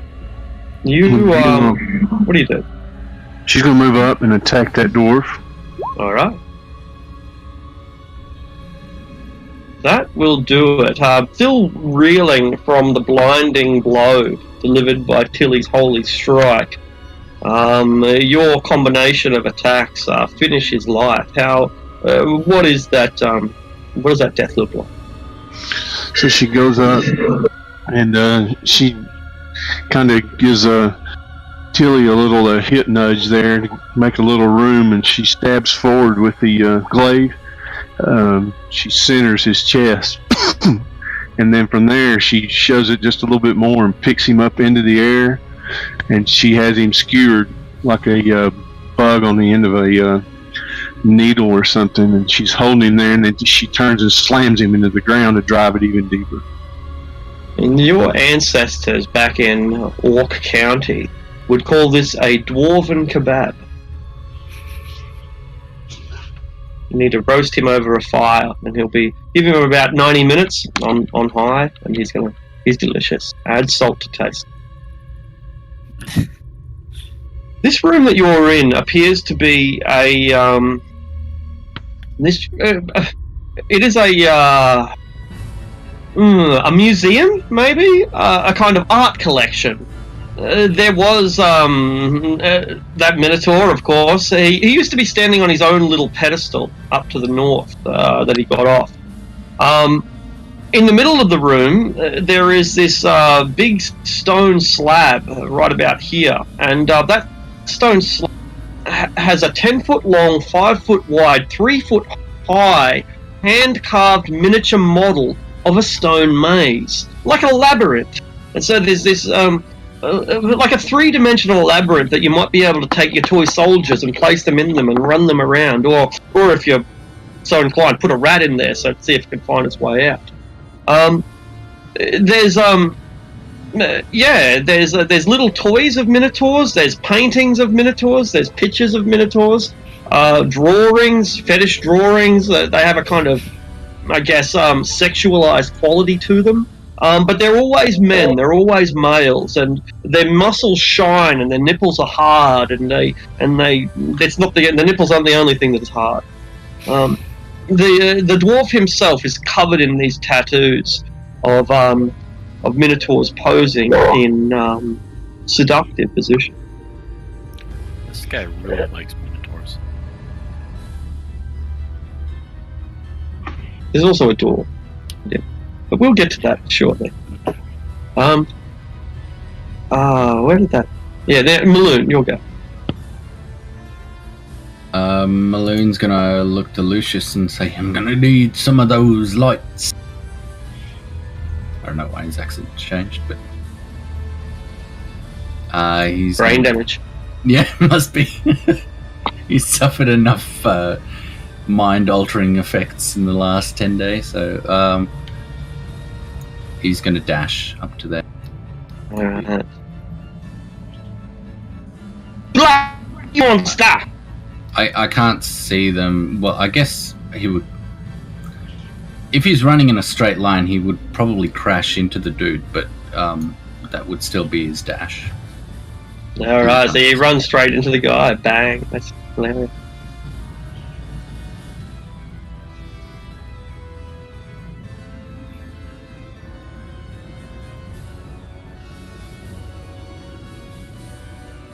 Okay. Who's up next? And Aldrich will dash forward. And he will...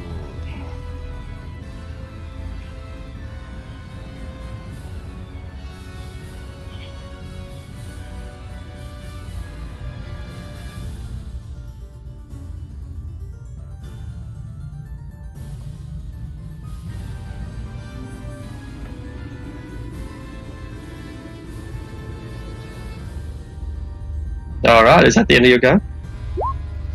Yeah, I'm just trying to intimidate them. That's it.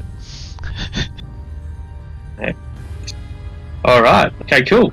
No worries. So you've run forward and you've tried to scare them, and it's proving pretty effective. They're quite terrified, but they have the strength of numbers at the moment, and so for now they're not. They're waiting to see how this plays out. An insect, like a giant flea, 4 foot tall, bounds out of the room, and sniffs the delicious metal that Maloon Wardragon has in his magic axe, and tries to touch his axe with its little antennae, and let's see what happens. Make a dexterity saving throw. You have advantage.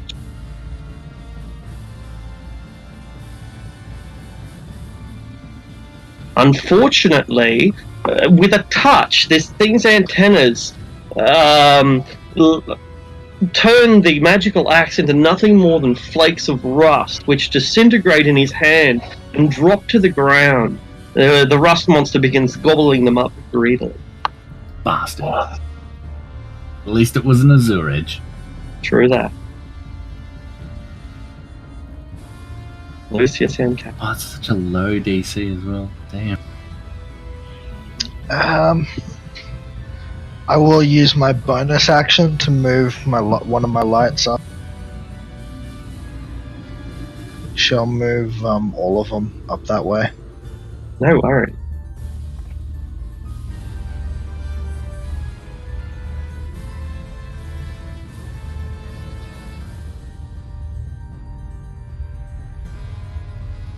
Okay, I can definitely move them that far. Alright. That's your bonus action, right? Yeah, I can move them 120 feet so they can go further. Or is it 60 feet? Alright. The I think range they is have to be 120. within 30 feet of each other, but you can move them up to 120 feet. Ah. Yeah, you can move them up to 60 feet. And they have to be within 20 feet of each other, so 60 feet from... That's where I can move one.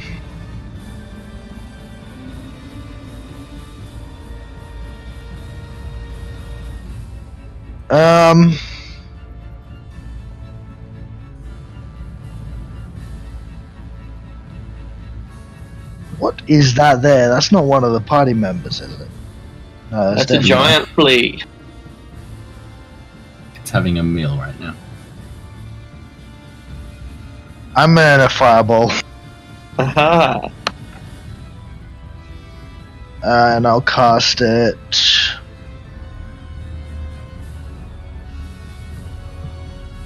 I want it to hit those two guys in front of Malone, but not hit Malone and Aldrich. So I'll cast it about there. Alright.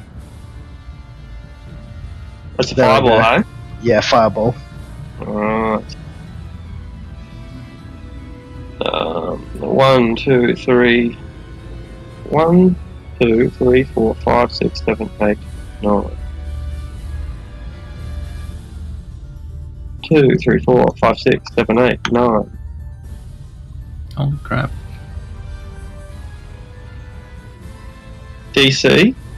14. 14. So the rust monster pass. 1, 2, 3, 4 of them pass. But does it matter if they pass? 27. It does not. It does for the rust monster, however.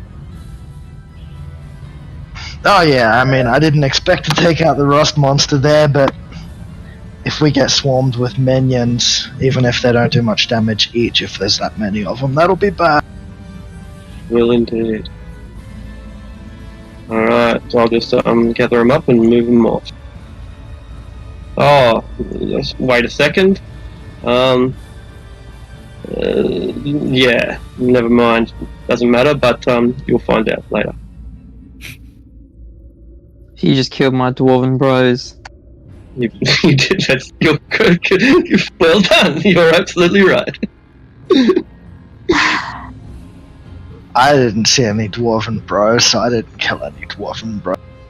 They must have just spontaneously combusted. I'll spit on the ground. Ugh. Twin beard, this might have to wait. And then I will dash 5, 10, 15, 20, 25, 30, 35, 40, 45, 50. Woo! And I'll just, pretty much skirt my way up. I can't. Oh, I can see the rust monster because of the lights, but what's fighting? Can I like throw? So do I see that Melene's axe is like not there anymore? Yeah, that's right. It's turned to rust. Does it look like he's got any other weapons on him? I don't know if he does. He doesn't. No. Okay. I'll grab one of my throwing axes. Typical fighter only thinks he needs one weapon for a fight.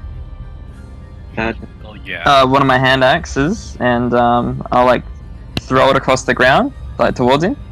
Okay. Like slide it across the ground, yeah? Yeah.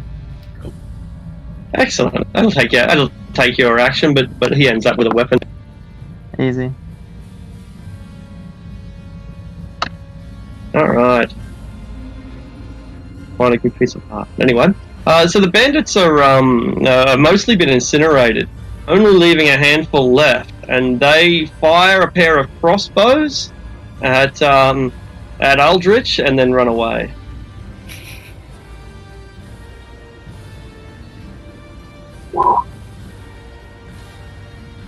Not even caring whether they hit or miss, they just flee. I just smack them with my shield. The bolts. Ding, ding, ding! You collect a pair of... They are authentic Xanathar grade. Collector's item. Alright. Tilly. Do I hear anything coming from the door in front of me? Let's see. Don't think so.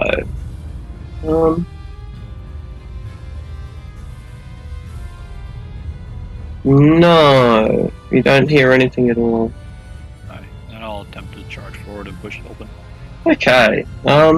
It opens fairly easily. And you're able to see what lies beyond. It's a dark chamber. Ooh, an empty room, like all other rooms in Dragon Heights. It's a dark room, but you can see in the dark, so that's no big problem. The room has been converted into a maze. Its walls are made of stacked crates nailed together with boards. The walls rise to meet the 20-foot high ceiling, and there are humanoid bones littering on the floor. It's a maze. Would you like to go through the maze? Oh, of course. Alright, what's your passive perception check? That's kind of high. I think it's 12.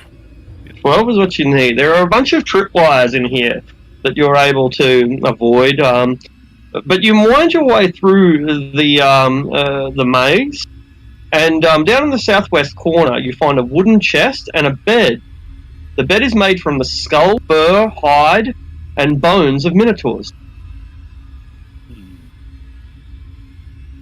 Okay. Well, what's in the chest, I guess, if I have time to open it? You'd, even if it's not exactly this round, I'm sure fairly soon you'll be able to find out. So the chest contains a sack that's been made out of stitched, a stitched scrotum. Nice coin purse. Yep. Exactly, that's right. And there is also a carved malachite figure of a minotaur. That minotaur is flexing his shoulder muscles. What are those? The quadriceps, I think they are? Yeah, he's showing how big his quadriceps are. And there's also a potion. The potion is thick and red. Okay.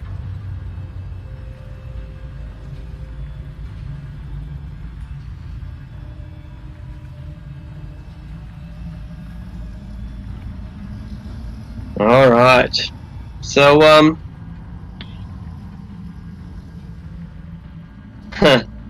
these, now, the dwarves rush out, into the wake of the fireball, and, oh man, what do these poor dwarves do? They don't know what to do.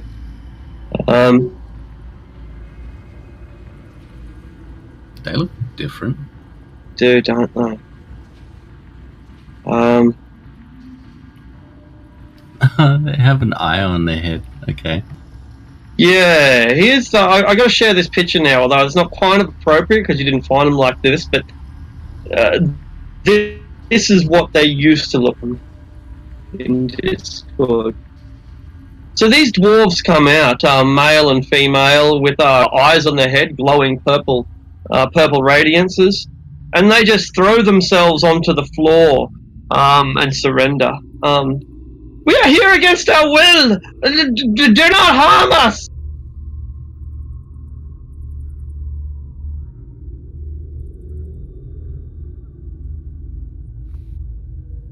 Everyone. I look to Aldrich and I say, don't do it. There's been enough killing, and I think we've overstayed our welcome.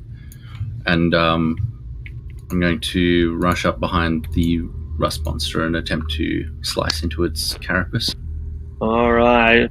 As you get into range, they unleash their burning hand spells. They just surrendered. No, right. Bastards. Jeez. Make your One of them? only the ones the two at the front make the attack. Oh, right, okay.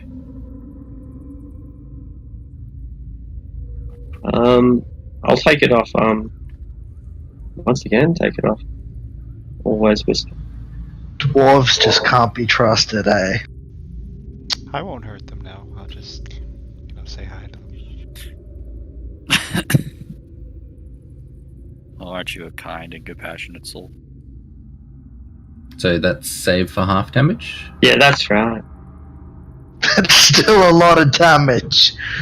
Fuck.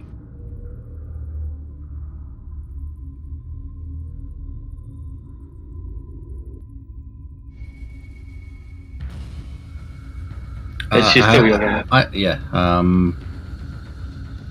So slicing into the back of it. 16 hit. The rust monsters have a really hard outer carapace, like a shell of iron, but you break through it. And I'm going to use a defensive flourish on it.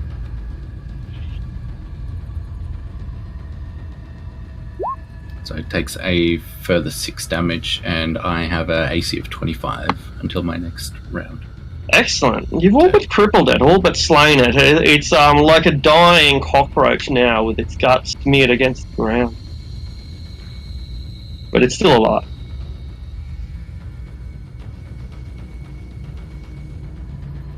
Yep, that's my turn. Alright, Beulah, you've just seen the kobold disappear into a maze.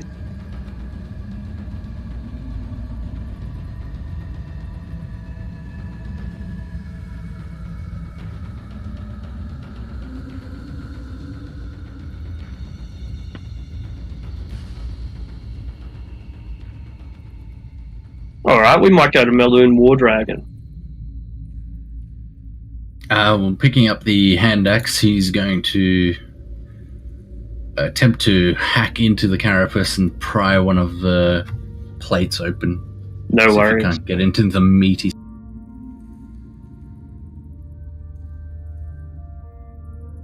You have reduced it to so much goo.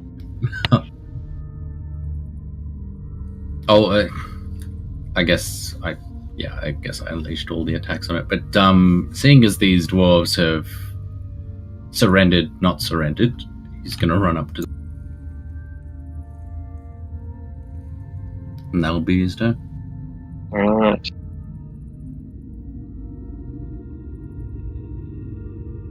Aldrich.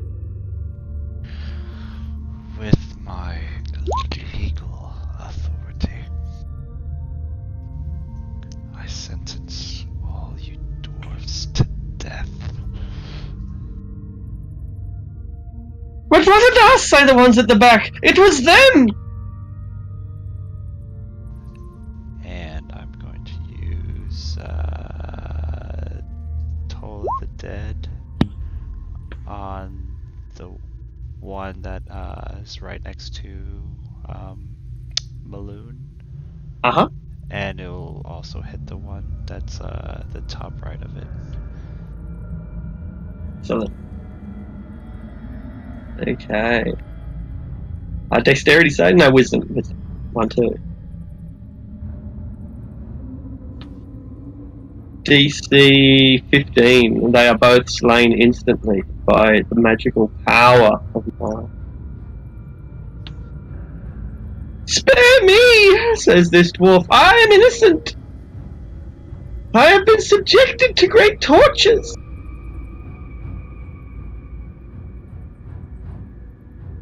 Lucius.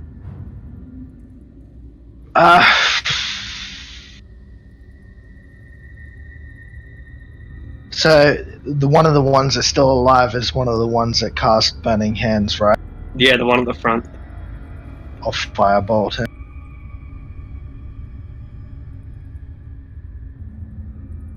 Aye! Nice. Incineration.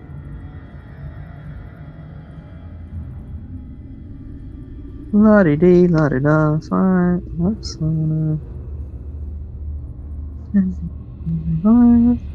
Standard run. Anvil.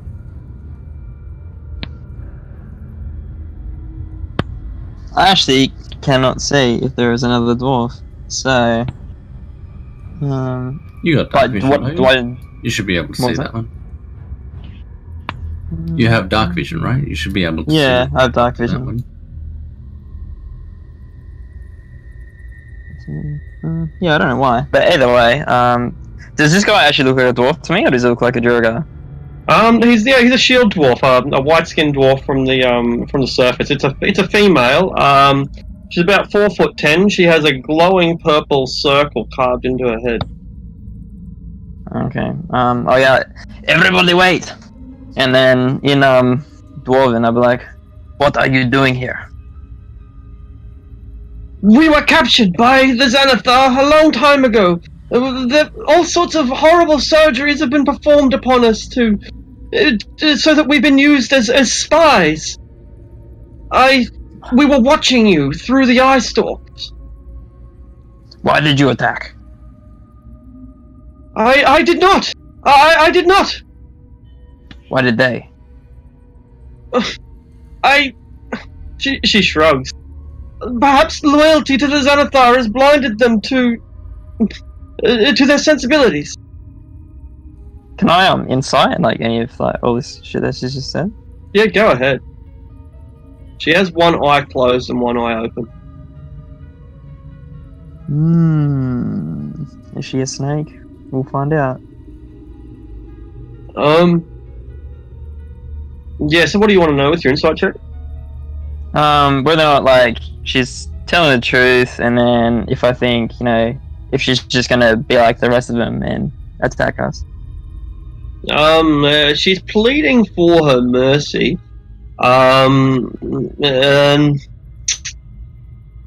She's supplicated herself.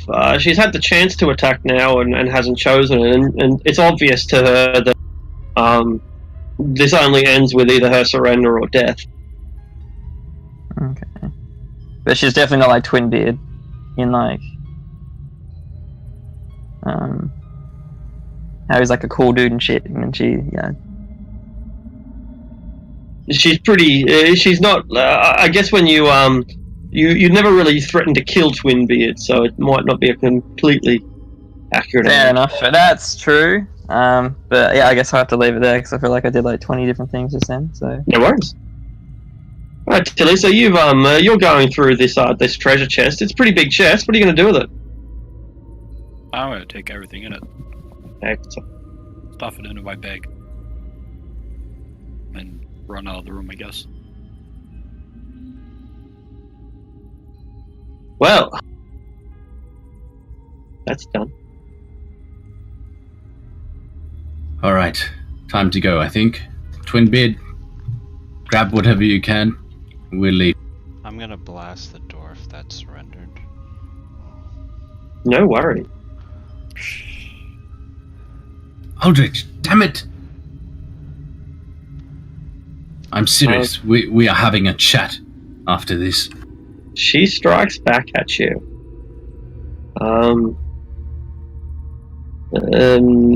She will use Firebolt.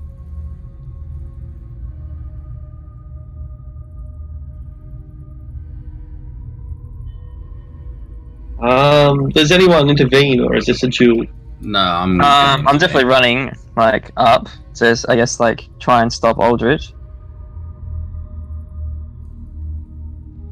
Or like get in the way. And I'm like, no. And I'll sort of grab him by the shoulder. Aldrich, enough. This is not how we do things. We do not just kill everything that surrenders. We give them a chance. I've already passed judgment on these vermin. Don't get in my way. The open Lord will hear of this.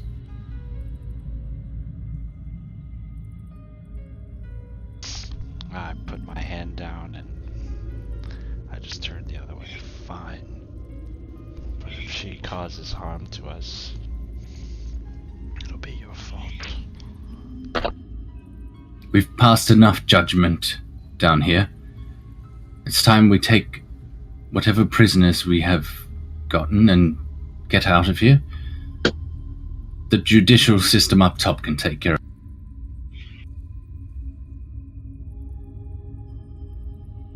I'll just walk up to this dwarf and, ask him, I guess, like, what clan they were from and, like, that, I guess, give him the whole deal of, like, what's going to happen now. Mm-hmm. Yeah, so she's an apprentice level wizard, not a very powerful wizard. And the long story short is that they were captured by Xanathar slavers, sold to this slave gang here, brought directly to the Xanathar. And Nihilor, though she doesn't know him as Nihilor, but the Mind Flayer made some magical surgical alterations to them.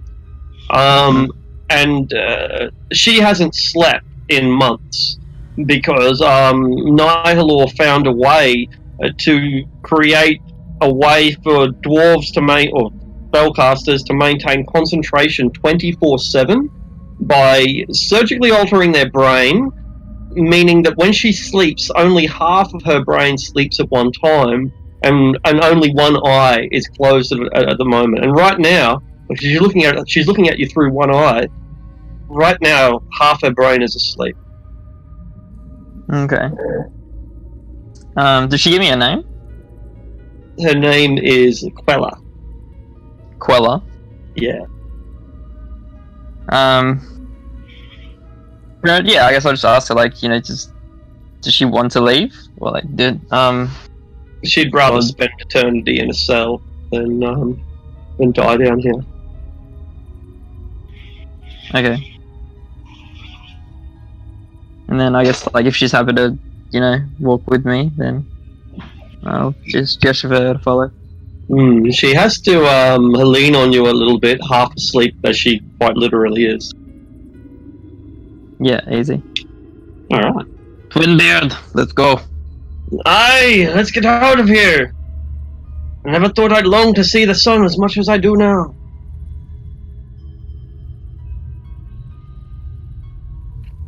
Do we want to check out the Beholder's lair before we leave? Yeah, I mean, it's on the way out. Yeah. Yeah. So we're going to head down the stairs that we came up just before, back into the Beholder's area. Just, I guess, to see if what he said about treasure being there is true. Or whether his assumption is correct. Sure. So you can just use these tokens that have been left back here.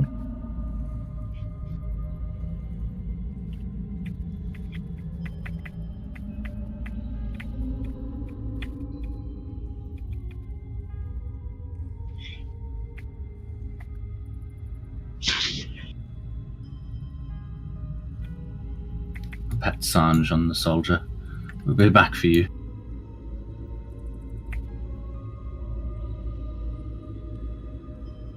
Is there a way to give me, like, so I can actually see the full 60 feet that I'm supposed to see?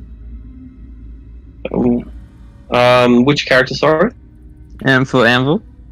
Oh, right, yeah, we're only seeing 30 feet. I only just noticed that. Right. No. No, the anvil's got 60 feet. What? I don't can know only if see. It might not be showing it properly, but it's set up to be 60. They might have changed it. Do you want to try doing like 50 in the first one and then 60 in the second one? See if that gives them the correct vision. I don't know why they would have changed it, but yeah. Like I'll do a bit of a quality assurance. It's set up right, so like it doesn't make any sense to me. But like, okay, so I'll grab it and I'll take him away from everyone else, and I'll see what. I believe you can hold Shift L. Yeah, that's right. Or something. Yeah. Yeah. So it's definitely emitting 60-60. There's no doubt about that. But yeah, I can also see that that's not the way it's working.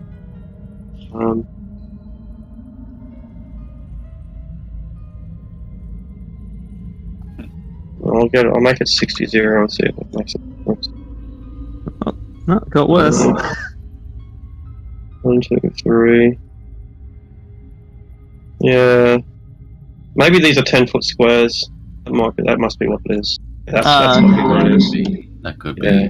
That's what it is. I can only assume. Fair enough.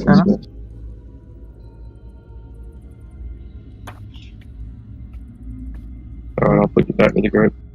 Thank you.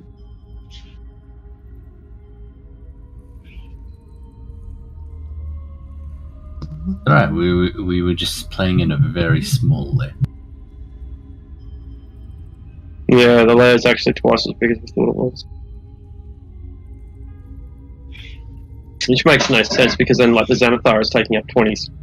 Anyway, whatever. You know, like. They obviously fucked it up on Roll20's end. If that's the way it was set up, then. Maybe, man. Like, I'm inclined to think that it was a shit map, but, you know. But I am so biased against these. I hate them. But anyway. Alright, so, let's see, the Xanathar crypt. We can show off the dead Xanathar without any eye stalks to Twinbeard on the way past. He's pretty impressed.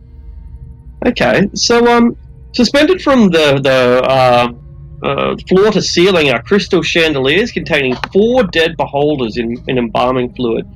There are magical lights illuminating the cylinders from within, so that you can get a look at the dead beholder. Fascinating, if you happen to be a living beholder. There are 9 shallow alcoves that have murals of beholders painted on the walls. In each alcove is a beholder-shaped copper urn sitting on a green marble pedestal. The lid of each urn is moulded with 10 eye stalks. The western wall carved to display a scowling beholder flanked by 2 hooded wizards. Beneath each wizard's cowl, there is a glaring red eye that is visible.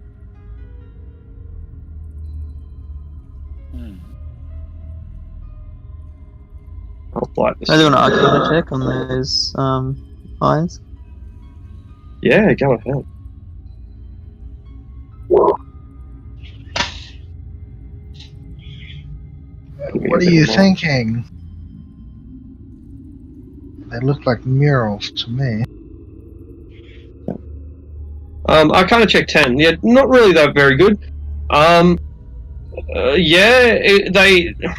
This whole place is quite clearly a tomb. There are corpses in front of you. Whether they're meant to be a warning, or a trap, or an indication, or if they're simply just art. It's probably left for you to speculate. I can't make much sense of this.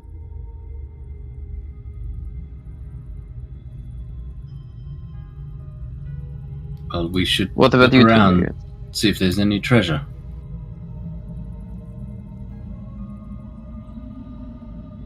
I guess, can I look around, see if there's any treasures, levers, hidden alcoves? It's a big place. Is there anywhere in particular you look? I guess I want to check these southern alcoves, and They have copper urns, and the urns have lids on them. The lids have 10 eye stalks coming off. oh right, okay. Not sure if I want to open that. I'll open one. There is dust within it, or ash, dust, something like that. It could be like Xanathars that have long since deteriorated into ash and dust. Okay. Yeah. Oh, sorry, beholders. Yeah, I mean, I'm looking for anything that might be used to hide away treasure.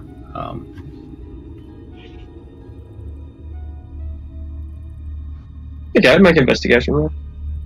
How long I mean, are you planning on looking for? I can ritual cast detect magic if we're staying for 10 minutes, but I'd prefer to leave. I think we're just So- having like a cursory glance before we leave. Yeah.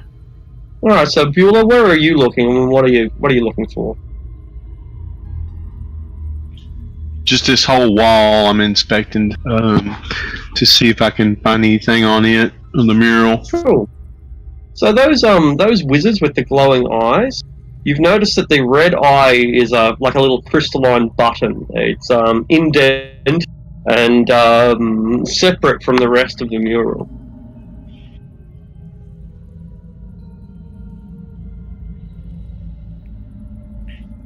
All right, so how many are there? There is a pair of wizards, each with a glowing eye. And so she'll push one. Okay. There is a beholder carving on the wall, in between the pair of two cowled wizards. It fires a green ray from one of its eyes. Make a dexterity saving throw.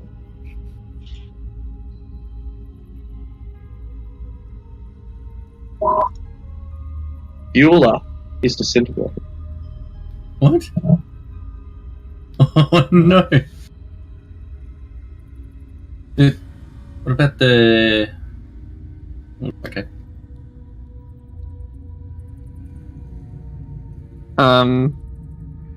Is there dust left behind? There is a small pile of ash that remains on the floor. I think Twinbeard, something- did you have anything to do with this room? No, this has been here since long before the Xanathar was here. This is... Well, that looks like the old Xanathars to me. Old Xanathars? Aye. They say that adventurers killed the Xanathar 150 years ago. And, rumor has it that every generation a new one comes along and battles the others for supremacy, or takes up where the other left off. Quite a prestigious title. Yeah. Yes, it would be.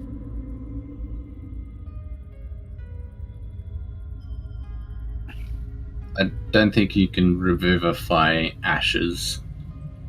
It has to be a whole body still. That's only recently deceased. Fuck that, I'm out.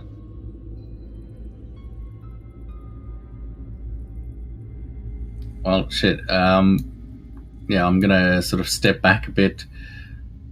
This room is a little dangerous. I think we should perhaps take our leave. This place has claimed enough of us. But what if we push the other button? Are you willing to try? You saw what just happened, didn't you? Lucian will look over at one of the co. And he'll go, I'll give you a silver coin to push that other button. Looks at Tilly. Oh, go ahead. Where Tilly's going to. Yeah, I'll double it. I'll give you 2 silver coins. Well, in that case,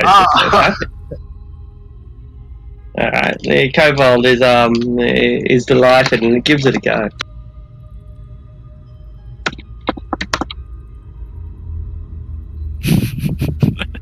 Kobold is.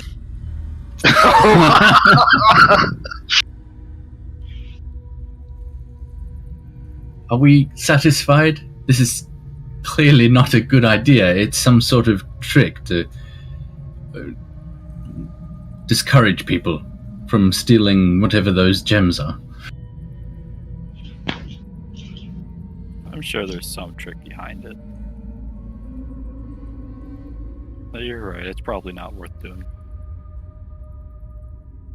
I could probably work it out safely. It'd just take me a bit of time. Look, if you want to spend time investigating that, then fine. Do it. But be quick about it. We should be leaving.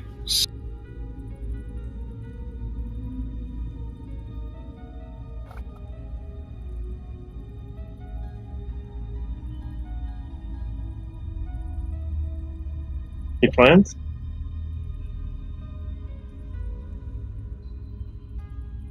Yeah, I mean, we just saw 2 people get disintegrated, so...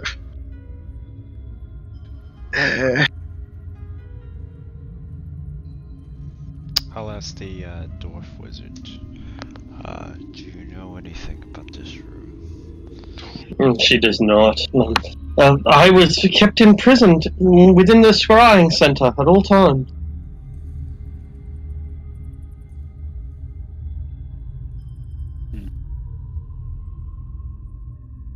I'm just leading them away. Like, Yeah. down the hall. Fuck that. The rest of you? I'll follow. Yeah, I guess it's time to go.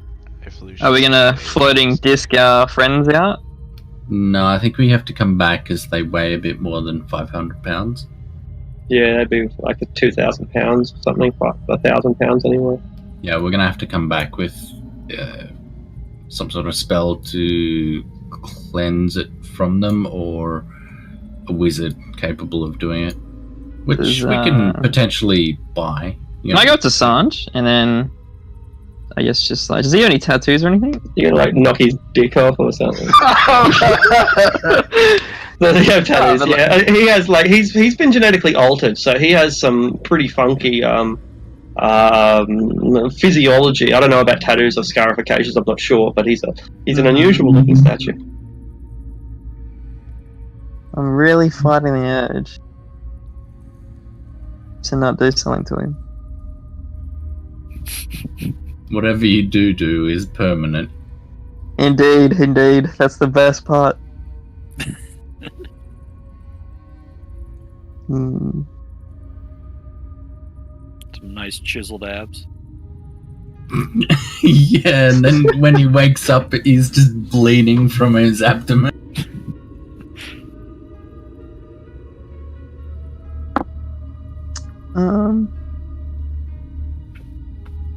I'll just sit there pondering. I mean, if no one's gonna stop me, then Let's leave. Let's go. Alright. I don't want to stay here.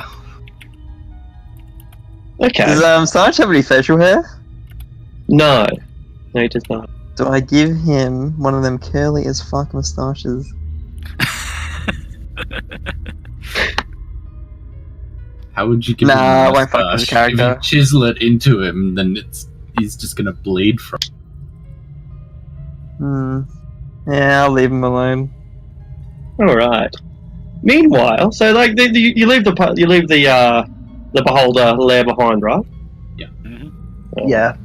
Meanwhile, We're gonna go see the black staff and then see if she can send the watch or something to secure the rest of the base. Beulah, you have managed to find a secret room. This appears to be a crypt. It's only quite narrow, 15 feet long, 20 feet long, 10 feet wide, something like that. It's quite narrow. And there is a gold and marble sarcophagus dominates this room. It takes up the vast majority of this enclosed space. Its lid is carved into the likeness of a long-haired human male. He looks like a wizard. He has a robe and closed eyes. The sarcophagus, at a glance, doesn't appear to have any way of opening. What do you do?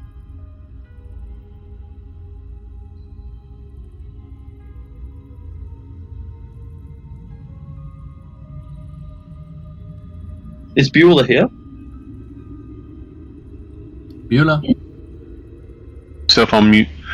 Oh, no. She is going to inspect the sarcophagus. Does it look like she can? She's going to see if she can. It looks like it'll be can be open. Make an investigation roll.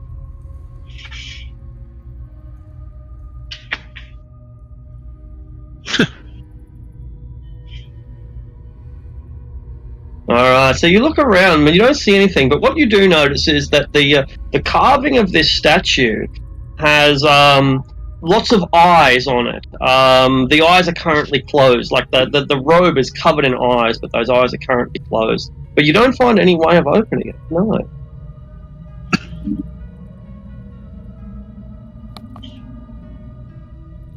So she, not knowing any better, she's going to touch one of the eyes. There is no effect. This is one of the most horrible fates that I have ever seen, and I wonder if they ever anticipated that anyone would happen. That this would happen. I just don't know what to do about this, because I normally run things rules as written, and rules as written, you are trapped in here forever until you run out of oxygen, with no one knowing that you're here. Okay. Everyone thinks you've already been disintegrated. I don't like this at all, but the sarcophagus can't be opened or pried or damaged. Only a magical will open it. If a single spell is cast, something happens. You have no spells, do you? No. This is incredible. I would never, ever write things like this. That's kind of sloppy writing, because everyone knows that the party sends the fighter or barbarian forth as the disposable button push. And there's basically no way of escaping without opening the sarcophagus. And there's no way of opening the sarcophagus. It specifically says it can't be pried open or damaged. I'll just paste like the whole clip and up until what it reveals. And this is so unsatisfying.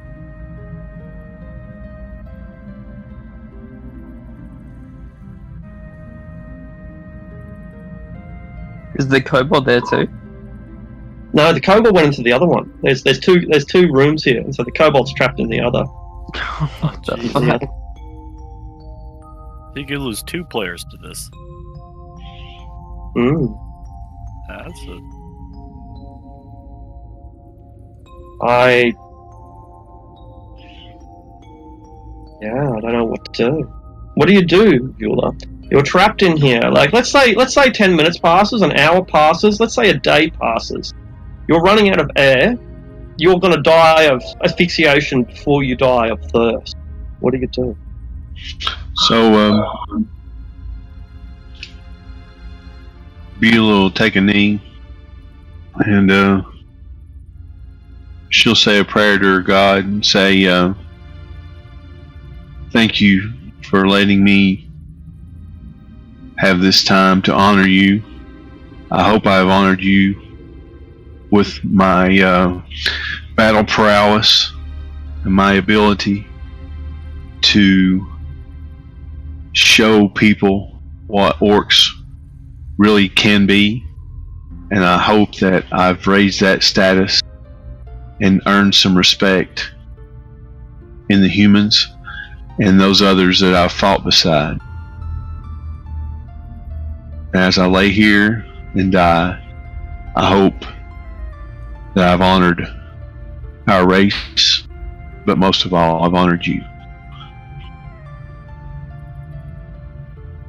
Your soul drifts away from your body, and you find yourself standing before him, and he recites your life history, and he sees in you a shining example of what Grumsh wanted from his worshippers.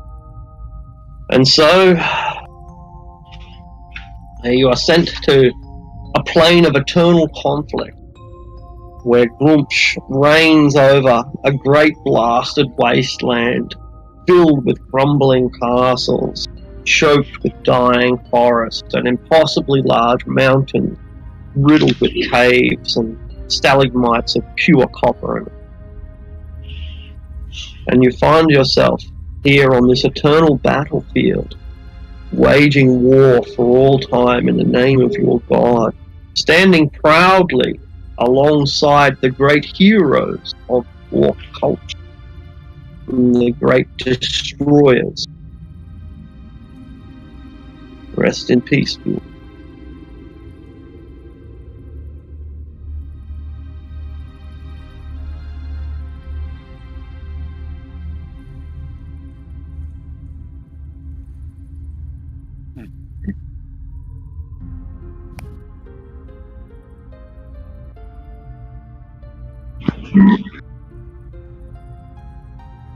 That's a rough end. I guess, did we make it topside? I mean, what we... Not to sort of move away from what's just happened, because I guess we can't really... We don't really know, right? We don't know. Have no idea. We believe they were disintegrated. Right. I guess we go topside, and to ferry the people out, we... So you go, like, you go back up that staircase and into back towards the lift? portal. Back towards the portal, and I guess to ferry people out, we send someone up with, 3 of the gems, and then have someone come back with 2 gems, right? Right. So you kind of have to leapfrog people out of here with the number of gems that we have. It's a slow process, but eventually we'll get everyone out. And I guess we go to the Blackstaff. We tell her what's happened, and Laryl, I guess, as well. Well, it's a mission from the Blackstaff, so we'll see her and then she can fill in the open lord. Yeah. Oh. You gain a level. And we shall take it. Nice. Are we done with that lair, Arctic? I assume so. That's a bit of a meta question, isn't it? Because we didn't explore everything, obviously. Exactly. No, but I mean, we're going to report it on the assumption the City Watch are going to go and finish the guild. By the time they arrive, everyone's... And so is the treasure. The treasure that we didn't find. I think we came away with... Maybe that's... It was just a bait. There is no treasure. Thorvin said that the treasure was kept with the fish. Yeah, we never found where the fish was. The fish is a lie. The fish is a lie. But yeah, cool. Let's have a break. And come back to it. That's a rough way to end, Beulah. Sorry, man. That's so cooked.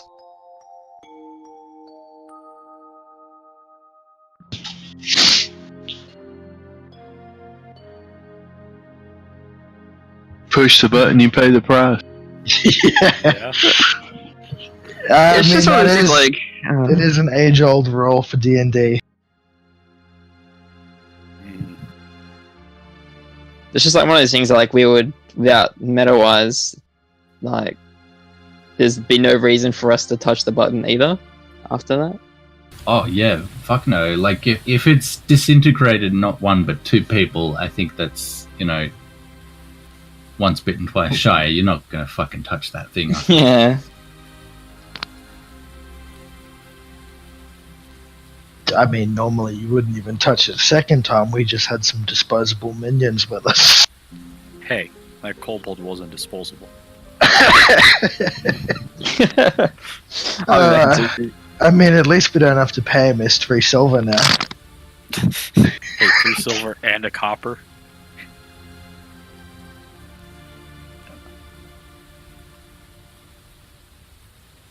So does the kobold go and meet Bahamut?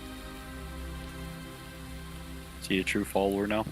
I don't know, hey, did he convert? That's the real question. 5 minutes of conversion is enough to get him into the pearly gate.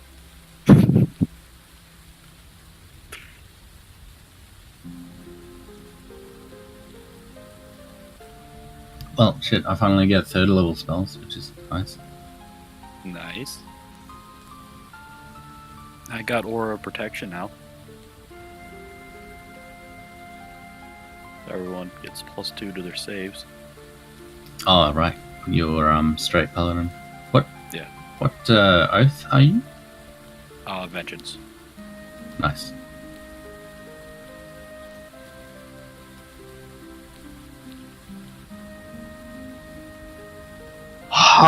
What spells do I want to learn? I hate choosing spells on a wizard. There's too many to pick from. Even though I've already got like 50 spells in my spell book. Where? You could fucking write spells into your spell book to get them outside of level. Yeah, I know. I know. That's how I have so many spells. Remember, I went and bought out every single spell that that the Dragonborn has in Trollskull Alley. Oh, right. And I scribed everything after we got the golds. So I've got a really, really packed out spell book.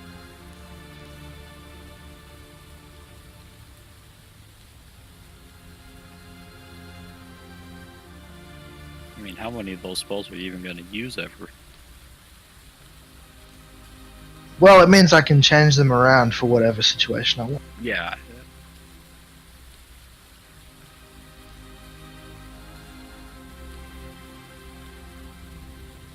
So now we need to talk to the black staff and then have an intervention with Aldrich. By the way, I'm not sure if the new guys were made aware, but you actually get a talent at level 3, which is basically just a nice little way of customizing your character a bit. I can link the books for you as well, if you guys want to take those talents now. Keep in mind, you do need to check with Arctic before picking one, because some of them are OP and not okay. Some of them are quite imbalanced. Yeah. What the hell? The talents. Yeah. One of them is cast 2 spells in 1 round. Yeah, that's a little bit much. Yeah, he breaks a fundamental design rule of the game. I'll link the PDFs in Discord, but please don't circulate them because I did buy the DM's Guild.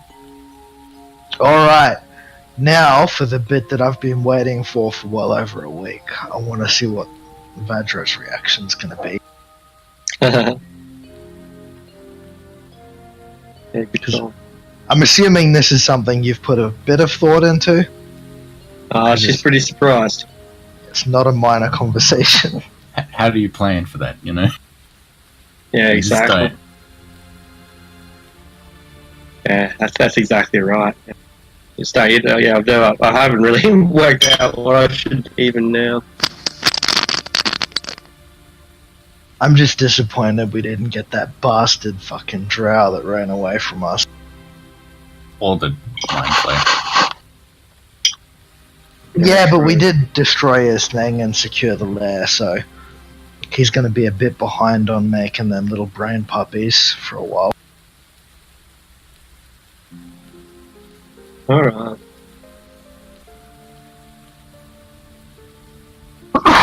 So, yeah, where do we start? You've emerged from, you emerge in the Xanathar lab, underneath the ground, still in the sewers. You've still got, a whole sewer, system to crawl through in order to get out?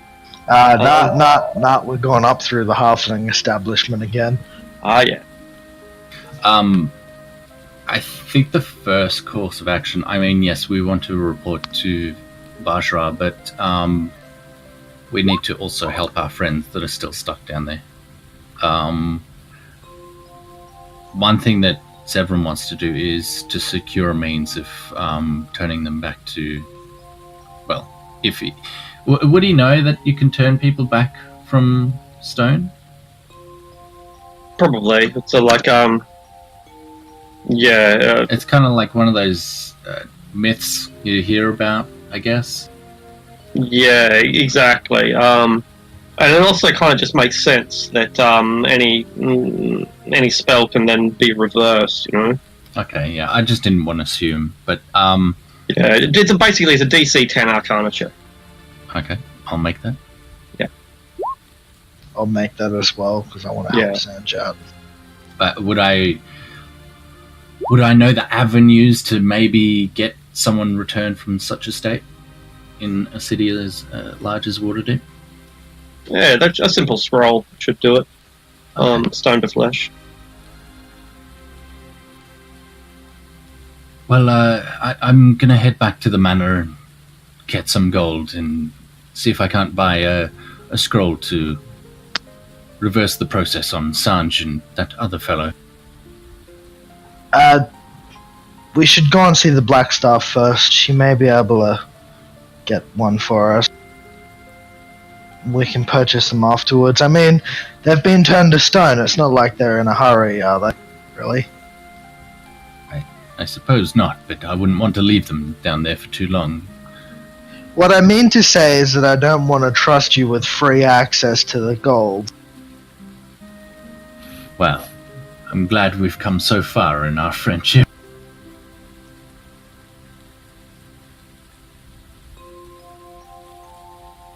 Alright then, to the Black Stuff. We need to tell her what's done and get some people down there as soon as possible. I'll take a moment to step aside and take Maloon off to the side once we're back up top, street level. Yeah, no worries. So you want to have a conversation with him? Yeah. What's it about, mate? I just want to, I want to thank you. We wouldn't have been able to do what we did without your help. I'm glad you decided to join us on this venture. I'm sure that we would have come out looking very differently if it wasn't. Oh, you might be right, but I reckon that half-orc chick, she done just as much as I done, and I'm a bit cut up about what happened. I mean, balls to well, it should have been me. Don't say such things, Maloon. It's regrettable, but at the end of the day, we saved more people than we went in there with, which I think is a good thing. Yeah, I guess you're right. This doesn't seem fair, that's all. No, it doesn't. I'm all too familiar with the feeling. But we should keep our spirits up. And speaking of spirits, if you ever need a place to stay or a drink, free drinks at the manor for you and your. Well, I don't have any of mine, so it's just me. Still single after all these years. Well, perhaps you'll meet the right one at our establishment. I thought I might have already met her. God damn it! I mean, she was a woman. She was a real woman. She was the sort of woman that would toss you about. Oh, you know. I'm A hand axe, maybe. A real battle axe. A real battle axe. Sorry about your axe as well. Perhaps you can get a new one, or well, I'm sure Elbenbrick can set you up with a nice axe if you want one. But I'm sorry for your loss. A Nonetheless. nice axe ain't much, mate, if you ain't got a woman to wield it. It's a very interesting saying. I'll put that one in the vault. I sort of the conversation's grown a little awkward as I'm not entirely on the same page with him. Well, you don't like big girls. What? Oh, no. Big girls need loving too. I've got someone else that I long for. Well, it's done now, isn't it? And I hope she's in a better place. I wish I'd gotten to know her a bit better. That's all. Anyway. Right. So. Anyway, we best be.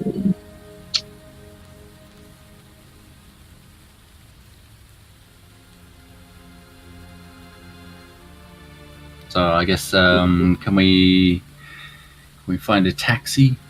Sure can. Perhaps one with a chestnut. No, she runs the high roads, unfortunately. Damn. Chestnut. Anyway, yeah, you make your way to the Blackstaff. Is everyone going? Yep. Yeah, till he goes, I go. We might as well introduce the people that helped us achieve such a goal. And I assume we're bringing Twinbeard and Queller as well. Yeah. Yeah, we can do that. But do you guys tell me to cover up at all, or am I just going to walk through town as a covering up? You're probably a novelty dressed up as you are already. Okay. People might not, try and kill a kobold in plate straight. And there's Dragonborn. They might just think you're a fucking Dragonborn shot. A 2-foot tall dragonborn. That's it. Midget Dragonborn. Cute size. Yep.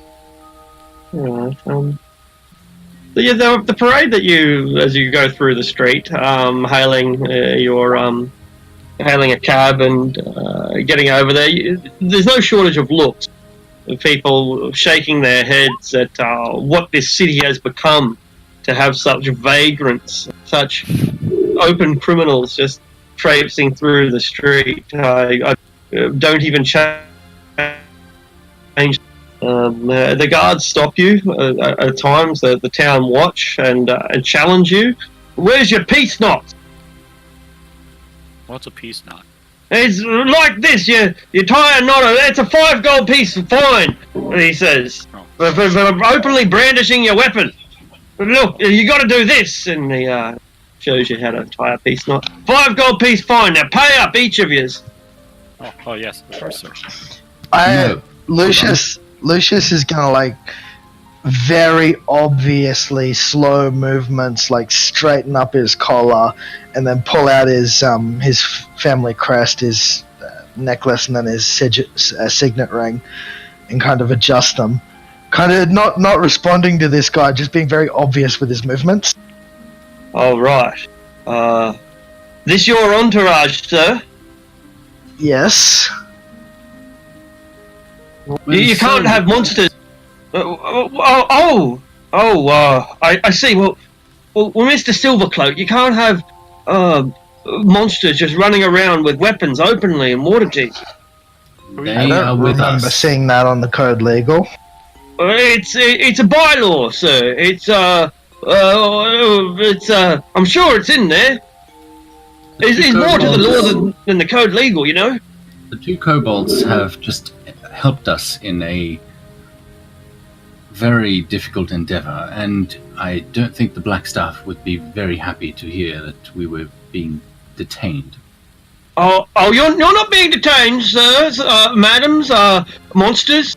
No. You just make your way through Waterdeep. It's a city that's open to all, even to little devil dogs like yourselves.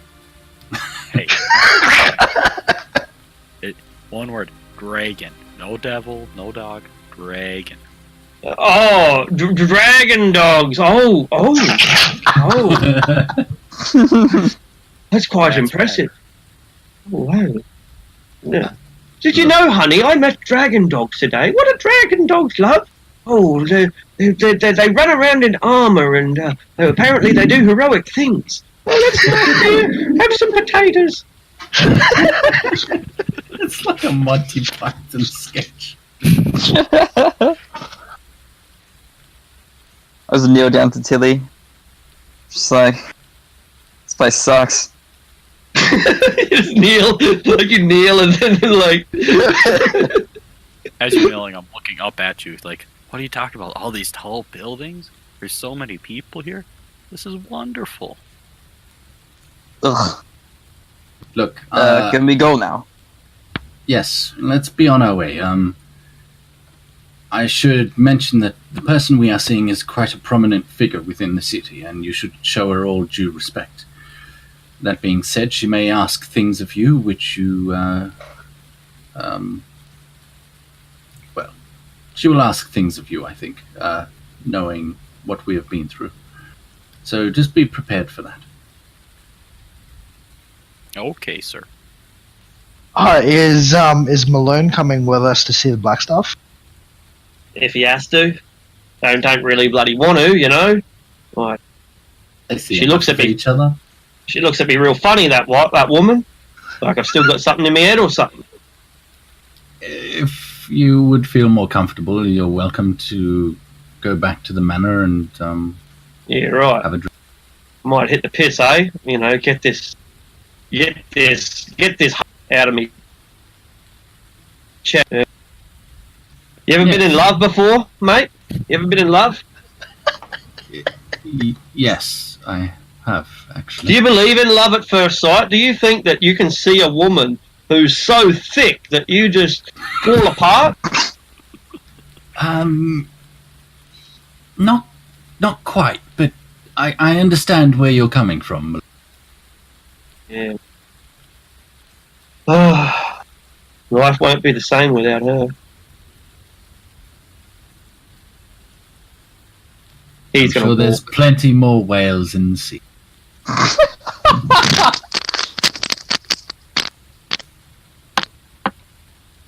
He's got nothing to love. He got nothing. He begins a long walk home. Or not even home. Is he going to be alright? I think I'm he'll sure be fine. He's been through a lot recently, what with losing his mind and body for a while, and coming back and then losing, or not losing, but having been stripped of his weapon recently, and then losing his other weapon. He's been through a lot. Seems like your group comes across some interesting characters. You included, I should think. Maybe. Look, after all this is dealt with, you should come to the manor. You know, we're always looking for new potential recruits into the Silver Cloaks. Well, let's have a drink first. Right, but first let's debrief the Blackstaff. Oh, naturally, yeah. That's onwards. So the government officials know more or less who you are, at least most of you by now. And so the magisters and the bureaucrats, the seneschals and the administrators, they give you suspicious looks.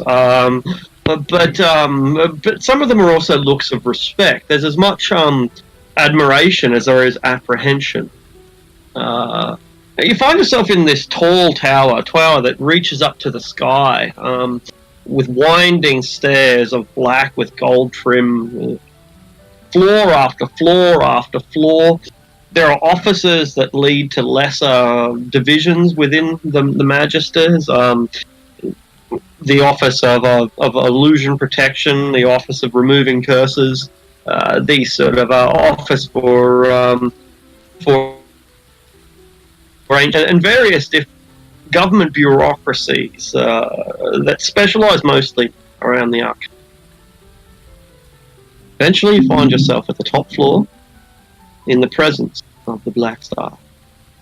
She's got her back to you when the door seems to open itself. Her left hand behind her waist and her black staff in her right hand. While she looks out on the skyline, one of these, an entire wall of this room is made of glass, and that glass faces east and northeast towards the city of Waterdeep, where she's watching children play and people shop and work, and the griffins fly through the sky among the low-lying clouds.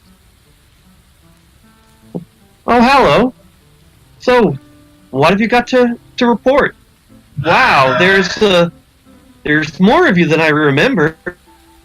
Yeah, so we entered the Xanathar's lair.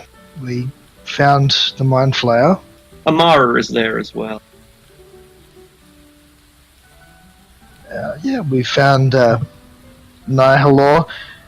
About the mission, though, we managed to destroy the vat, you could say, that he was creating the intellect devouras in, and free the prisoners which he had in line to make the next ones. But Nihilor himself did escape. He used some kind of magic to escape to a different plane.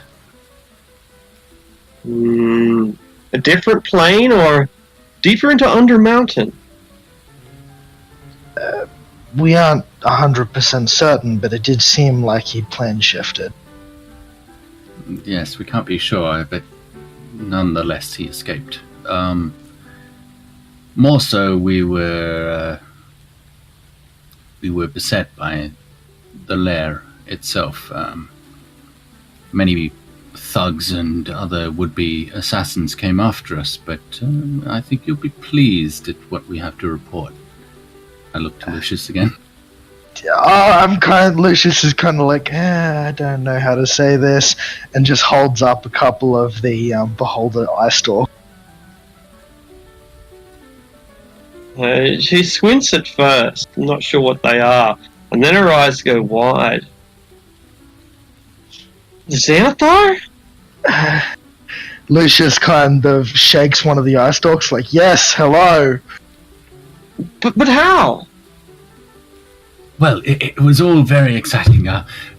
He fired his laser beams at us, and he was like, pew, pew, pew, pew, pew, pew, pew, and we were dodging left and right, and some of us got hit and got turned to stone. That's another story, by the way. But it all came down to this one moment where I saw an opening, and it wasn't looking at me, and I slid underneath it, and I gutted it with my blade, and its guts just spilled forth, and it fell to the floor, and its eye rolled back into the back of its head, and then this dwarf here, he crushed it with his hammer, and you should have been there, Blackstaff. It was exhilarating. Sounds like I didn't need to be there. The literal translation of that is to Maloon chopped into pieces.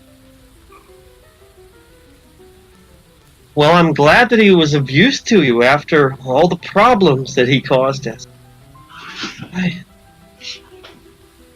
I'm sorry, I'm still processing this. Yeah, it's certainly not what we anticipated either. What about your pet, Lucius? All right, this, and I'll open the sack out and bring the still living gazer. I did find this, but I kind of want to study it myself. Ew, it looks sick. Does a bit. Lucius is going to stare at it as she says that. Like, does it show any kind of signs of understanding what's... It kind of looks like a dog that's uncertain. It looks around with its different eyes in different directions, but on one hand, it doesn't seem to really trust anyone. But on the other hand, if you come and beat it, then just get it over and done with. Okay, It looks so it's despondent, really just. Okay. I've got an idea. Why don't you make it your family? What? You know, make it your family. Wizards create families, don't they? Lucius has just like got a flat stare. Like, what the fuck are you talking about? He's I think he means familiar. That's something I was going to be looking into. With the Xanathar dead, these things don't seem like they'd have much of a use. Or at least a connection to the guild anymore. You can keep that if you want. I don't want anything to do with it. That was my plan. And I'll kind of like lightly put it back in the sack. I'm so amazed. I'm so delighted. I just don't know what to say. And this silver hand appears, materializing out from the shadows. I know what to say. I can say thank you. I can say thank you on behalf of Waterdeep, and I can say thank you on behalf of the Hidden Lords, and I say thank you on behalf of myself. I too have had personal dealings with the Xanathar's Guild in the past, and now to see them stamped out again is a glorious thing. This entire moment is a historical one that changes the landscape of Waterdeep significantly, and much in the force of good. But we are not the only organization that would be benefiting from this circle. I do not wish to take away any accolades that you have well earned through your actions, and I must admit I am beyond impressed. I hold your actions in awe. I mean this. But the Zentarum will now stand poised to consolidate their power over the city without their main rival. What their ambition? Well, we'll just kill them then. Would you? Would you bring yourself to do so? Sure. It does pose somewhat of a problem. I'm not sure if we made you aware of this, but the leader of the Xantarum is someone known as Manshoon. I believe we spoke about this, but he has the Stone of Galore, and he is the one that has been causing all this trouble, these gang wars. How are we to go about dealing with such a individual? I don't know. We killed a Xanathar. You did. And yet the Manshoon is an entirely different category of villain. But if you could weaken him significantly, if you could take away that which has become dear to him, if you could cripple his network, then perhaps there is only so much that a single wizard can do.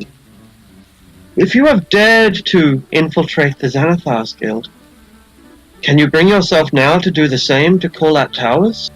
To find the Stone of Galore and take back what is truly yours? I think we're getting ahead of ourselves here. Well, yes, I do mean to go after Manchun. Don't get me wrong, but I think it is, as you say, we need to weaken them first. The Zentarim's strength is in their numbers, and the influence that they have on this city. I think we need to slowly but surely weed them out where we can, before we attempt any such action on the Colette Towers. I think they're right, says the Black Staff. One step at a time, Open Lord.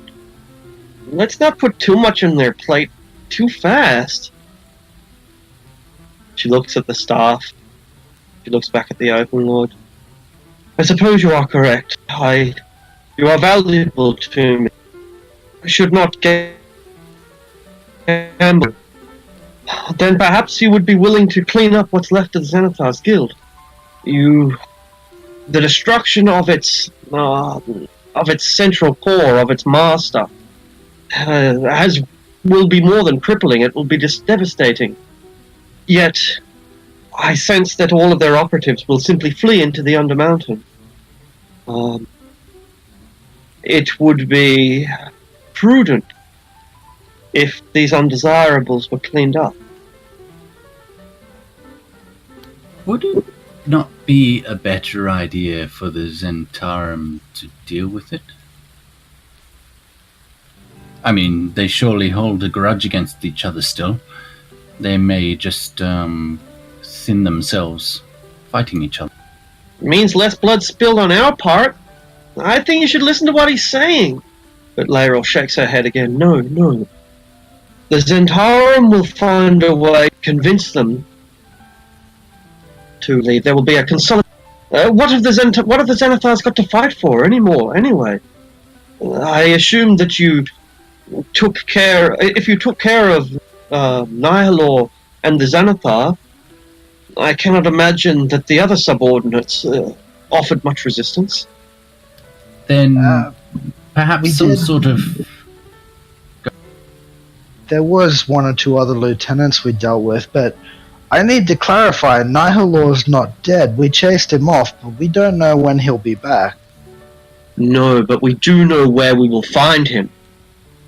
In Undermount. Makes He sense. will, he will not give up on Waterdeep so easily. He has infiltrated this city to the highest levels, it would appear. Or at least close to them. You may have the Xanathar. Does that mean that you... Oh, sorry. He has infiltrated up to the highest levels. You may have disrupted the Xanathar Guild, but does that really mean that you have disrupted the ambitions of this entity? In my experience, evil works with evil out of convenience, not out of loyalty. Well, I think what we really need to do now is make an example of the Zentarim.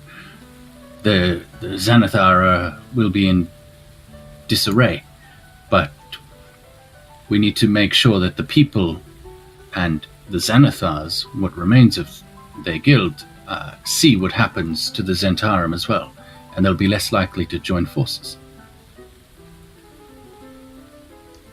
I That sounds really nasty. think you're getting ahead of yourself, Zephram. Well, you remember that the Thane wizard, right? We need to deal with that still. What about the rest of you? You've all stood so silent. Have you not opinions on the direction that you should take?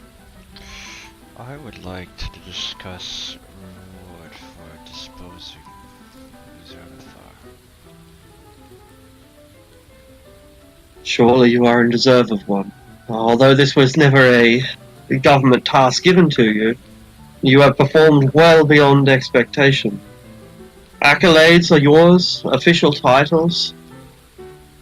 What is it that you need?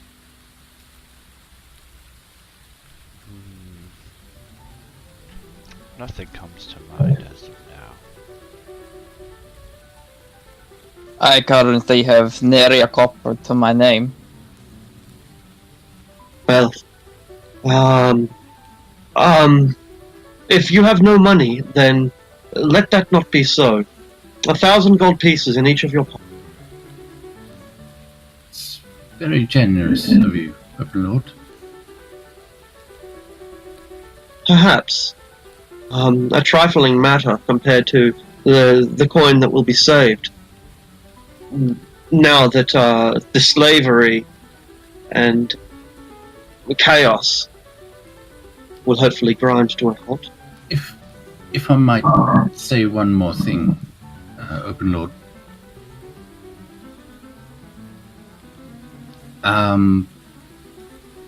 These three helped us kill the Xanathar and fight our way through their complex. And I point to Tilly, Anvil, and the other lone cope. I would ask that they perhaps given citizenship and I don't know, something to denote them as citizens. We already face prejudice for their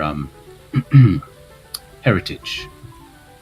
I think you might understand where I'm coming. Is this a desire that you have? Do you wish to be citizen of my fair city? Yeah, that sounds pretty good. Wonderful. Wonderful. There are rights and responsibilities that come with this this citizenship. You will be eligible to participate in the upcoming elections that will be held quite shortly.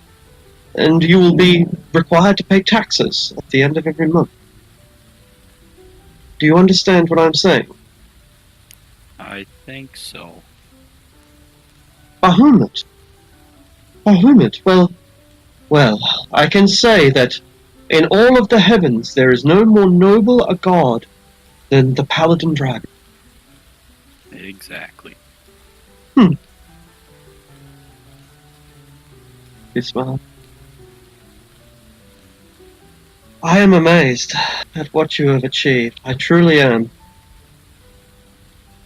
Now you can boast that you have achieved something that neither the Seven Sisters nor Elminster has ever achieved.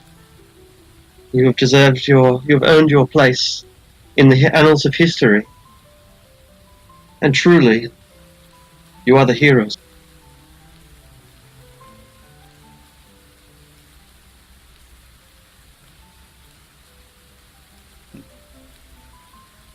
Well, thank you, Openlord and Blackstaff. There is one thing that we still need to do. A number of us were struck by the Xanathar's rays down in the lair, and they were turned to stone. Would you happen to have anything to aid them to turn them back to flesh? She looks over at the Black Star. The Black Star, she shakes her head a little bit. And then it's the Black Staff that speaks. She says, removing such problems is possible. We can help you do it. But it's also very expensive. I'll happily forgo my share of the gold and pay if we must. Very well. It'll end up being 1,000 gold pieces just for raw materials to basically get the scrolls. Fashioned up. So is there two that you want? Yeah, two. And I'm happy to pay for that out of my pocket. So at cost price, it's 2,000 gold, and that means that that it basically takes it out of the library, the defences of the Magisters, and therefore needs to be accounted for. And the money that you donate enables them to rewrite. And it might be prudent to send some people down there to secure the place. Roger. They mobilise the grey cloaks as well as the city guard. Imagine. So are they planning on just clearing the place out or actually using it? Oh, they don't intend to use it. No. Then we'll keep our ember things, because later on when we've reached Skullport, it might be handy to set up a base in the area. Is that something that you announce, or ask permission for, one or the other? I mean, if it doesn't seem like the Watch or the Force Grey is going to use it, No. I'll announce that we may use it at some point while we're down in Undermount. No. If you discuss it with, say, like a Magister who comes down there or something like that, they'll explain that quite frankly, Waterdeep doesn't have the resources to go setting up this forward outpost, and for what use anyway? Those of you with a knowledge of the history of Waterdeep will know that the Open Lords have long tolerated Skullport and Undermountain and all that entails. It's kind of like having a slum within your city, a really, really bad projects. And that's what Undermountain and particularly Skullport are to the Open Lords. They don't want it there, but if you evict everyone out of Skullport, that's only going to drive the goblins into our streets, and we don't necessarily want them. You know, thinking about it, not only that, but the Yawning Portal is like a hub for adventurers, and adventurers come from all over, right? Which means better economy for the. Yeah, you're right too. Yeah, and occasionally, like, someone will lug out 1,000 gold pieces or 10,000 gold pieces out of Undermountain, and the economic injection into Waterdeep is, provides as you point out, it provides a significant fraction of the entire city's economy. Adventurers are they fuck with the economy. They drive inflation through the roof, but they have a really big impact on the wheels of government. Alright, I'll hold on to my gate then, and I mean, it's not something I'm expecting anytime soon, because they said it's down near Skullport, which is like the 3rd level, but that might be handy for us to have access to when we go through Undermountain, because it could act as a forward base of sorts for us. Or just a shortcut, you know? Yeah. Well, I turn to Anvil and the 2 kobolds. Why don't you come back to our place, and we'll set you up for the night and treat you to some food and wine. Oh, thank you. Perfect. I will say, now that you're citizens, you will have to earn your keep to pay those taxes the Open Lord mentioned. Any ideas what you might end up doing? Maybe Twinbreaker and I could go into business with a little forge or something. Well, there's some blacksmiths on our street. Perhaps you can work for them. Or alternatively, we're looking for recruits and some kitchen hands. I look to the 2. There's only one left, isn't there? I mean, I am Tilly. Yeah, Tilly and the other kobold that survived. He just looks at Tilly. I can! Alright. You can do my share. Yeah, sure! Oh god, we're collecting up some strange little small creatures. Now we've got 2 kobolds and the 2 nimble rats.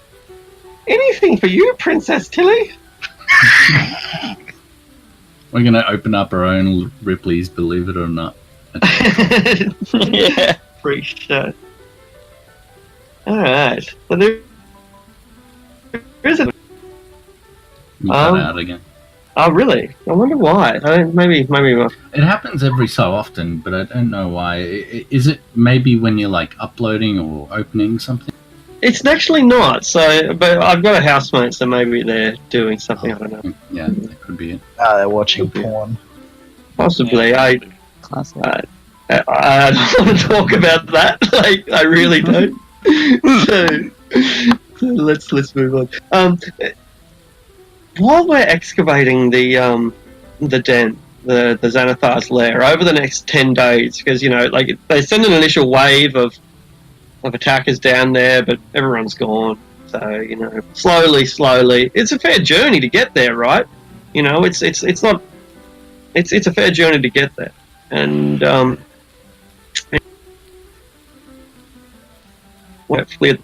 one of the Magisters discovers a small button, or a pair of buttons in red eyes of a wizard. They ascertain these things are actually illusionary spell combined with a teleportation spell, and not a disintegration beam at all. And they investigate it, and they discover the corpse of Beulah within. Now, when this is brought to your attention, you learn that for 1,000 gold pieces, a raised dead can be cast on this individual. Does anyone volunteer the money? And if so, to which temple do you take the call? Well, I think having chatted with Maloon about this, I think I want him to have a chance at love. So I will fork over the 1,000 gold to raise Beulah, and I guess I would do it through the Church of Saloon. They're very apprehensive. They look down and they see her holy symbols of Grumsh, and perhaps she has scarifications or tattoos or something, and they look at and they say, I'll throw in an extra 500 gold. Make a persuasion check as you try to bribe neutral good priestess.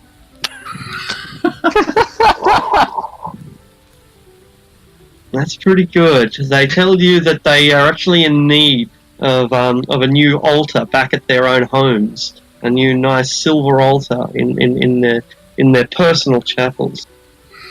Not to tell the matron mother or the congregation. Sowing the seeds of corruption.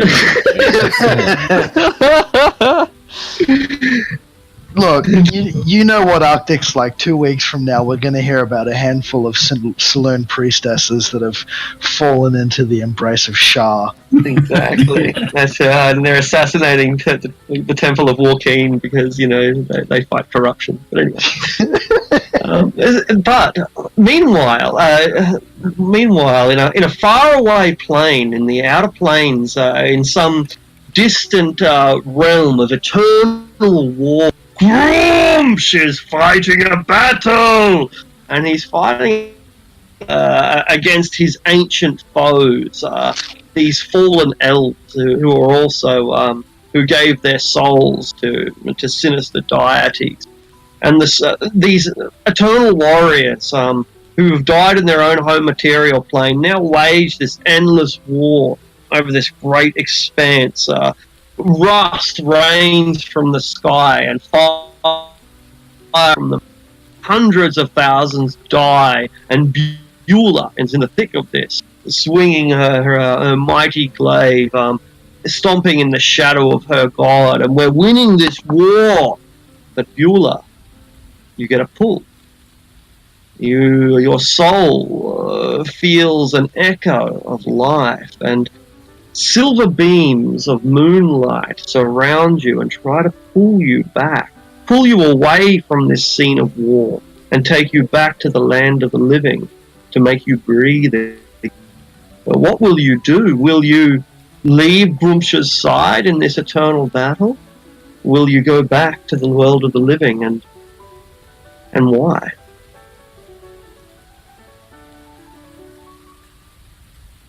And are you there, Luella?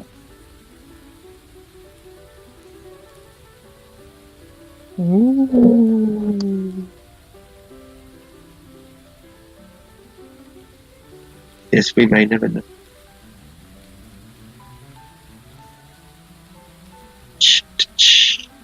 Well, all right. And so, we may leave it there for the week, as Beulah tips on the brink of oblivion. Awesome. Yeah, nice. Nice. That was cool. Thanks. Did they find any treasure in the tomb there? Unfortunately not. They found a massive glass bowl, but the fish and the treasure had been taken. Aww. Odd Steel Toes has gone to start his own Xanathar skill. I don't think he's gonna get very far. Just a hunch. Well, that was great, but I do actually have to head off. I'm having dinner with the grandparents tonight, so I'll see you Excellent. guys next week. See you later, man. Yeah, take it.